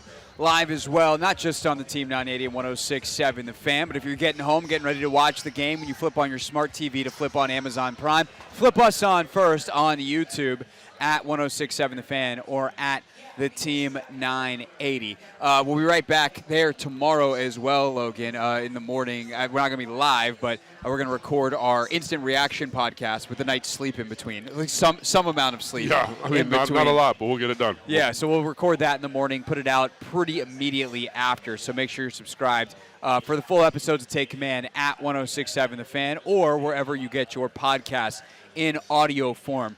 We're watching up on the TVs right now on the Prime pregame show. Taylor Rooks talking to Terry McLaurin. Mm-hmm. I do kind of wonder if this is a big Terry game. Terry's a guy that shows up in big moments. This obviously is a Thursday night national broadcast game. The banged-up Bears secondary. Sure. He should have opportunities. Again, we talked about this a little bit earlier in the show, but you want to get your playmakers involved always as an offensive coordinator. What opportunities present tonight for Terry, Jahan, Curtis Samuel, the best 3 arguably for the Washington Commanders? Well, this is going to be kind of a boring answer, and I'm well aware of that, but it's going to be a little bit of more of the same, right? I think one of the things that this offense does a really good job of is taking what the defense is giving you. And I think, to EB's credit, they did a good job of getting Terry some targets early on some stuff that, like, for example, he was supposed to run an out route. It converts versus press coverage. He gets press. Sam finds his best matchup, throws it to him, right? So that doesn't present itself unless the DB's pressed up and he likes that matchup, right? So I think if Sam is facilitating the way we've seen him facilitate, I think they're all going to get their touches. They'll all find explosive plays, and it just kind of depends on who's going to have the hot hand tonight against this defense. It's, like you said, it's banged up. They're not going to be able to put their best foot forward, I don't think. But I don't think you need to force anything. I think you let the offense come to you, and I think you'll be all right. I also think, though, that there are opportunities, obviously, to get these guys, yes to everything you said. This is a yes and, not a yes but. No. Yes, and there's also going to be opportunities by design. And I'm curious to see what the Commanders can do with some of those tonight. The touches that are designed for Curtis Samuel, the touches that are designed for Antonio Gibson. Those are the 2 players that typically get the most of those kinds, your screens, et cetera. But I kind of wonder, too, they've used Terry as a screen player in the past. To get him nice, easy touches, easy completions for Sam, and he's so good with the ball in his hands. I wonder if you see one of those tonight. Dotson, and maybe we should stop down on Jahan for a little bit because he hasn't, he has the huge catch to tie the game last week, but he has a ton of targets, not a lot of catches. Mm-hmm. What's the disconnect there, and how can they get him going tonight? And hopefully that's something that when you play better teams moving forward, can carry over because he carries that confidence with him. Yeah, I think the thing with Jahan that sticks out to me is I feel like there's at times where you see kind of everything that you saw in training camp and everything you saw last year that made him really special. But at other times I think he's still adjusting. Everyone has little adjustments they need to make to their game, and I feel like he's kind of getting used to the more physical side of the game, if that makes sense. There's times where I feel like man, if you're a little bit more competitive here, if you competitive's the wrong word, a little bit more aggressive maybe is the right word, a little bit more deliberate about getting this guy's hands off you, like you're going to be wide open, And I think that's one thing I'd have to say is like continue to ramp up his physicality to match the physicality of NFL DBs, and that's something I fully expect him to do. I think he's fully capable of doing. I think very highly of him, and I think it's nice having Terry in the same locker room as you because Terry's excellent at that. Like he's excellent at kind of those contested catches and fighting, and I think that's one thing that if I was calling attention to the fans, like the difference between college and high school and the NFL is you have to be physical as a route runner. Physical. I don't care how fast you are. Like you watch Tyreek Hill, you watch Randy Moss, any crazy receiver, they're physical, working through DBs and getting off of contact, and I think that can be a tough adjustment for a guy, and I think that's kind of what, and this is just my opinion, but that's what I'm seeing from Jahan, and I think, like I said, I think he's going to continue to improve with that. Yeah, we'll see what he can do tonight. Obviously, big night for everyone here on a national TV game. What was it like? We've talked about this in the past, but we actually haven't had a chance to talk about this week. Nature of a short week. Like the schedule is just wacky. Not just Thursday night, but playing on a night game. Like you're used to get up, you have your breakfast or whatever it is that you fuel before the game. To have to wait around all day for Thursday night football, it's miserable. I would imagine it's miserable for us watching it. Like, what's it like having to wait to play on it? I mean, it's the NFL season is weekly, right? And so you're kind of getting these rhythms. Monday is this, Tuesday is this, and anything that disrupts your rhythm is very challenging. And a lot of guys hate night games because it's so disruptive. You're kind of used to waking up and going. Here, you wake up and you kind of have to simmer all day long until the game rolls around. And I know guys hate it. I kind of liked it because I could kind of nap and kind of take it easy and big nap guy. Big nap guy. But even then, you're not really sleeping because you're thinking about the game. You're like, did I study that enough? Do I need to review that one more time? Do I have that if they call that? And so it's a weird day. It's a weird day. And as I got older, I got better at handling the night game. Like I'd go out and go for a walk and get some sun, get out of the hotel, kind of get that circadian rhythm working a little bit for you. But it's never straightforward. So a lot of guys are going to be doing this for the first, second time in their career, and they don't have their system set up yet for those late night games. So pending what happens week 18 versus Dallas, this is the last time they'll have to deal with it. The other two games that aren't 1 o'clock Eastern kicks this year for the Commanders are both on the road on the West Coast, so they'll be 1 o'clock local time at Seattle and at LA. One of them after the bye. That is Sunday, December 17th in week 15. And then the Seattle game, I just lost it on the schedule, Sunday, November 12th. It's a lot of games right there, man. I know. It's, what is it, 18 of them? No, 17 plus a bye. Plus the bye week. That is how that goes these days. Celebrities out, by the way, at FedEx Field tonight as well. Right now, Carissa Thompson interviewing the great chef David Chang. If you're not a big Netflix guy, are you? I am a Netflix guy. What is he? Ugly Delicious on Netflix. Oh no, is it good? Oh, it's so good. You gave me a recommendation recently. It was Drive to Survive. You gave me that. Yeah. I watched that. It was great. Loved it. You already threw all 5 seasons? We started other way. So we started with the 5th season and worked our way backwards. Oh, so we watched season 5 and then we're like, this is great. Let's start over. Then went season 1 and went all the way back through. Yeah. So it got to a point though where it was like so far removed in the past. It was kind of like, what are we doing? So, but we really enjoy that show, and now my wife and I are kind of F1 fans a little bit. So there you go. Racing Qatar this weekend. Can't wait for it. Yep. But David Chang there, who's a Northern Virginia guy, and he I guess is doing a feeture with Amazon Prime, meeting up with Doug Williams and who's that? Darryl Green is there. Darryl Green. Yeah. Like, who's the third guy there, along with the fourth guy in that quartet? I don't know. Yeah. But anyway, somebody. Magic Johnson is at the game tonight. Oh, nice. So he'll be up in the ownership suite. So it is a different feel. And, we haven't talked about this yet on this show. We mentioned it at the top of the Hoffman show earlier at 4 o'clock. Like, what a difference a year makes, too, for the Commanders and Bears. Week 6 last year was the game.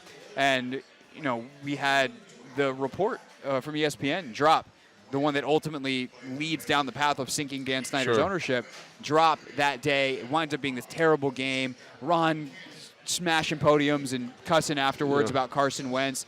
And you think about how different it is. I mean, and you see it from the inside. Obviously, you do your work for us here at The Fan and the Team 980 and Odyssey. But you also work for the team. Like, to the extent that you're comfortable, like, how different is it inside the building day to day to have all that stuff behind and kind of the general optimism, not to mention the improvements that are happening in a variety of places around the building, compared to a year ago. Yeah, I just think the vibe is just much more optimistic. It just seems like there's like kind of this ominous cloud, that I guess is associated with Dan and all of the stuff that Dan had brought into the kind of the orbit of the organization, and to get him out of there, I think you just guys get a little bit more upbeat. Coaches are like, we get to talk about football now, and that's kind of exclusively what we get to talk about. When you listen to John Keim's podcast, he's talking about how, now in Chicago, they've got all these different things to talk about, and it kind of feels like the shoe's on the other foot a little bit, because that used to be us as the Commanders organization, the Commanders media. So I do think that there's a lot more optimism, just even in the building, even amongst the players. Because think about it, man. Like, even when I was here, how many questions did I have to answer about, something that was unrelated to football, not necessarily related to Dan, but something that Dan had brought into the orbit of the team. And right. I think that is something that it might not weigh on you that day, but over the course of a year, 2 years, over the course of a career, it can be very... It's almost a weight you don't realize is there correct, until yeah. it's lifted. Until all of a sudden you're like, whoa! Until I went to Chicago, that was wild. Going to Chicago, it was so different. It's just like the media didn't feel so adversarial because there wasn't these talking points, right? It wasn't like these things that they needed to ask you about. Like, oh, what do you think about changing the name? It's like, oh, I don't really care, you know what I mean? Whatever it is, right? And so that was really nice, and to get that juxtaposition between the two organizations was great. And now obviously they're kind of flipping roles here a little bit, from when I was playing. So the one thing they have in common is the stadium. They're trying to figure out their stadium up in Chicago, still trying to figure that out here. Obviously that is kind of the big thing on the Harris Group's to-do list, but they've already done so much, and it's on a national TV display tonight at FedEx Field. Logan Paulsen there, Craig Hoffman here for another 20 minutes or so on 106.7 The Fan and the Team 980. And then we give way to Linnell Willingham and Denton Day for the Burgundy and Gold Game Day live show. That is coming up in about 20 minutes, and those guys will hop in with us next. It is the Take Command pregame show on Burgundy and Gold Game Day.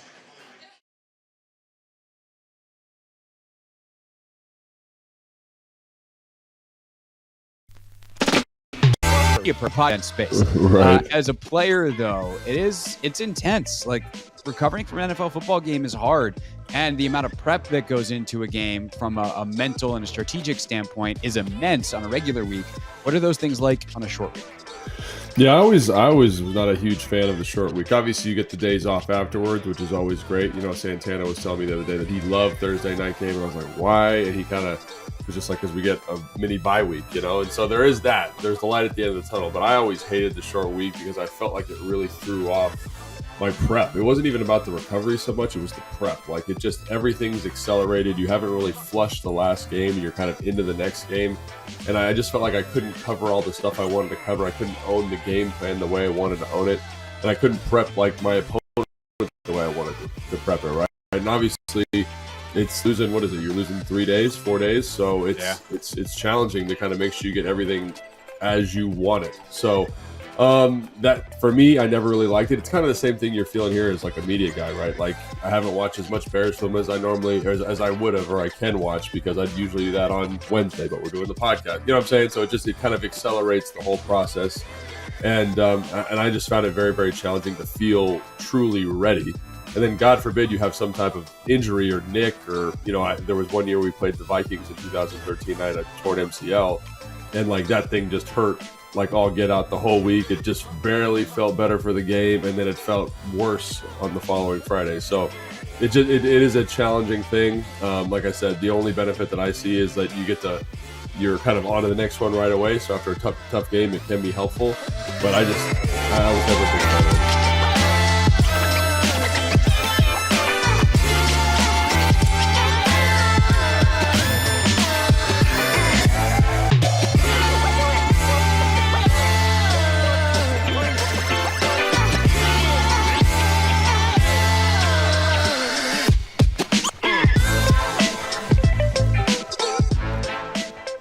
I think Jack, because of the softer coverage structures, is going to be like, hey, man, like, will you trust our front to kind of handle this and play good football?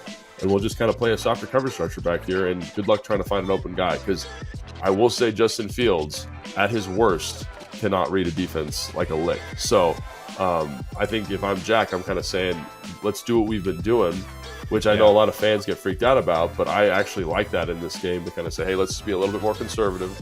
Let's make them earn this, because I don't think when you look at the game composition, 45-yard gain, those are the types of plays you can't have. Like, make them. This is a type of offense you make them earn every inch. And 5-yard increments, I don't care, because they will screw it up at some point. They're not. They can do it down to down.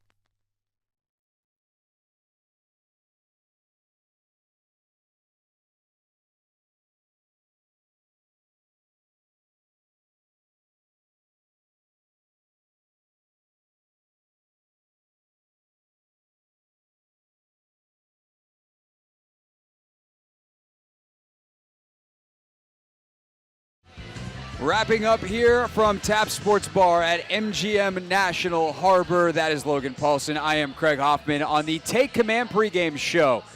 And we are live on 106.7 The Fan of the Team 980, also on YouTube on both stations' channels, and, of course, the free Odyssey app. Following us, the Burgundy and Gold Game Day live show takes you through the game with instant reaction and analysis, your phone calls as well. Denton Day and Linnell Willingham at the reins of that back in our DC studios. Gentlemen, how are you? Boys, how we doing? A nice Thursday night game. I can't complain. I'm hoping for a big dub tonight. What's going on, gents? Oh, there he is, Linnell. We're 2 weeks in a row. He's good. I'm so excited for Linnell. Why are you so excited for Linnell? I don't know. I'm just excited to hear what Linnell craziness has to say. Like, Denton and I are very similar. We're very measured. Like, you can tell by the way Denton talks. Very kind of. I think Denton actually fools people. I think Denton occasionally has some crazy takes that are delivered smoothly. Yeah, I mean, maybe that's what it is. Maybe he's tricky, but Linnell very accurate. But Linnell is delivering hot takes with very high temperature. You see what you get. Yes, exactly. With the one and only Linnell Willingham. All right, so I like the way we did our deal last week. I think we found a good formula. So we're going to do our player to watch, and then I would like a key to the game in a statistical form. If the Commanders do X or they can limit the Bears at X, then they will win. Did we do that last week? We did. Gosh, oh, yeah, we did. Yeah. There's Eric Walden. Eric Walden hit that you took that we told the story of earlier. That may be having some effects on Logan's brain. CTE jokes, they're great for a football show. Anyway, the point is, Linnell Willingham, who is your player to watch tonight? My player to watch is on the offensive side of the football, and it's a guy that we probably all are going to be watching, Sam Howell. I think this is a really big opportunity for him tonight on a national stage to come out and prove to the country exactly who he is. I know here locally there's been some debate as to who is the real Sam Howell. Is it the guy that turned the football 5 times over against the Buffalo Bills, or it's the guy we saw last week nearly lead a big game-winning drive against the Philadelphia Eagles? So I'm excited to see what he's got.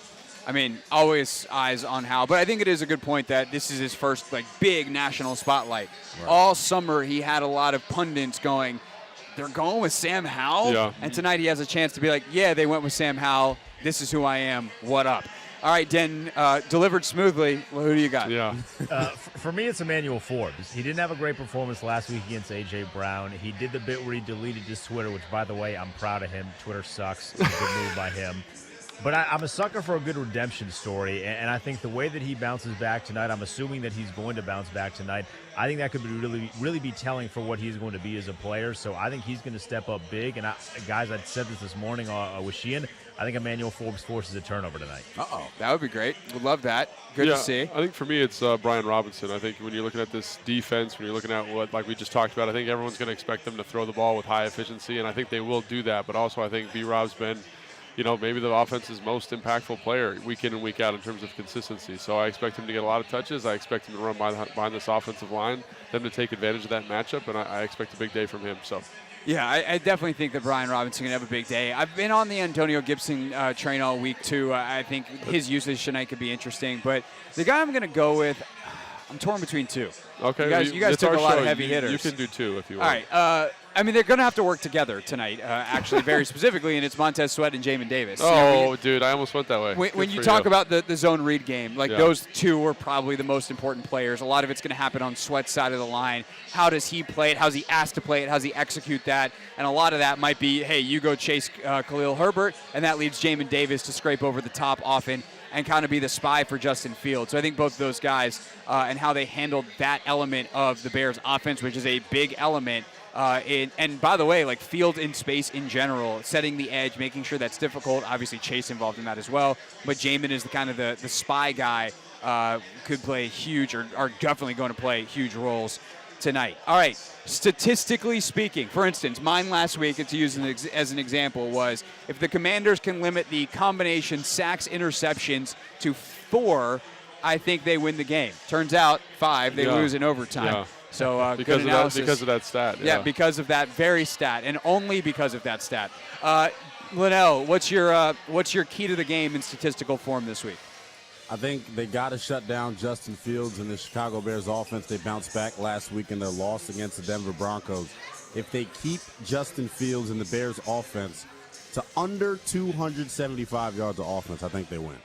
It's very specific, yeah. I mean, the thing is, though, a lot of times you feel like to feel very good about it, that number would have to be lower. Yeah. But because of what the Commanders should be able to do offensively, the bar is maybe not quite as intense for the Commanders' defense. All right, Denton, what you got? Mine is very similar, but I think it comes down to turnovers. If they win the turnover battle, specifically, I think if they force 2 turnovers, they're going to be in a pretty good spot. We saw it against Denver. A big turnover really shifted that game. If you force Chicago to play from behind, and more importantly, if the offense is basically run through Brian Robinson because they got a lead, that means good things are happening.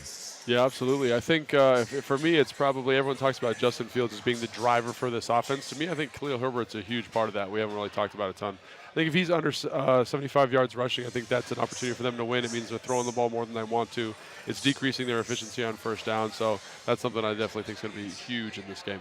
Denton actually legitimately stole mine. Exactly what I was planning on doing, 2 turnovers. So I'll go with that's DJ. That's the problem with coming last, man. That's the problem. I think that's more great minds thinking alike. I think that's true. Also, it makes for boring radio if I just say what Denton said. But you know what's crazy is now I'm checking out all of Denton's takes. I'm really analyzing them. Is that too spicy? Is that hot? Is it just the delivery? If I could have had the take, then it's really not that spicy. I think it's kind of how I pride myself. Anyway, I'm going to go in a similar vein as you, Logan, with a different guy. DJ Moore's the guy that hurts you in big explosive plays on this offense. So if you can, we could frame this as his longest catch being less than 15 yards. We could frame this as 75 yards or less total.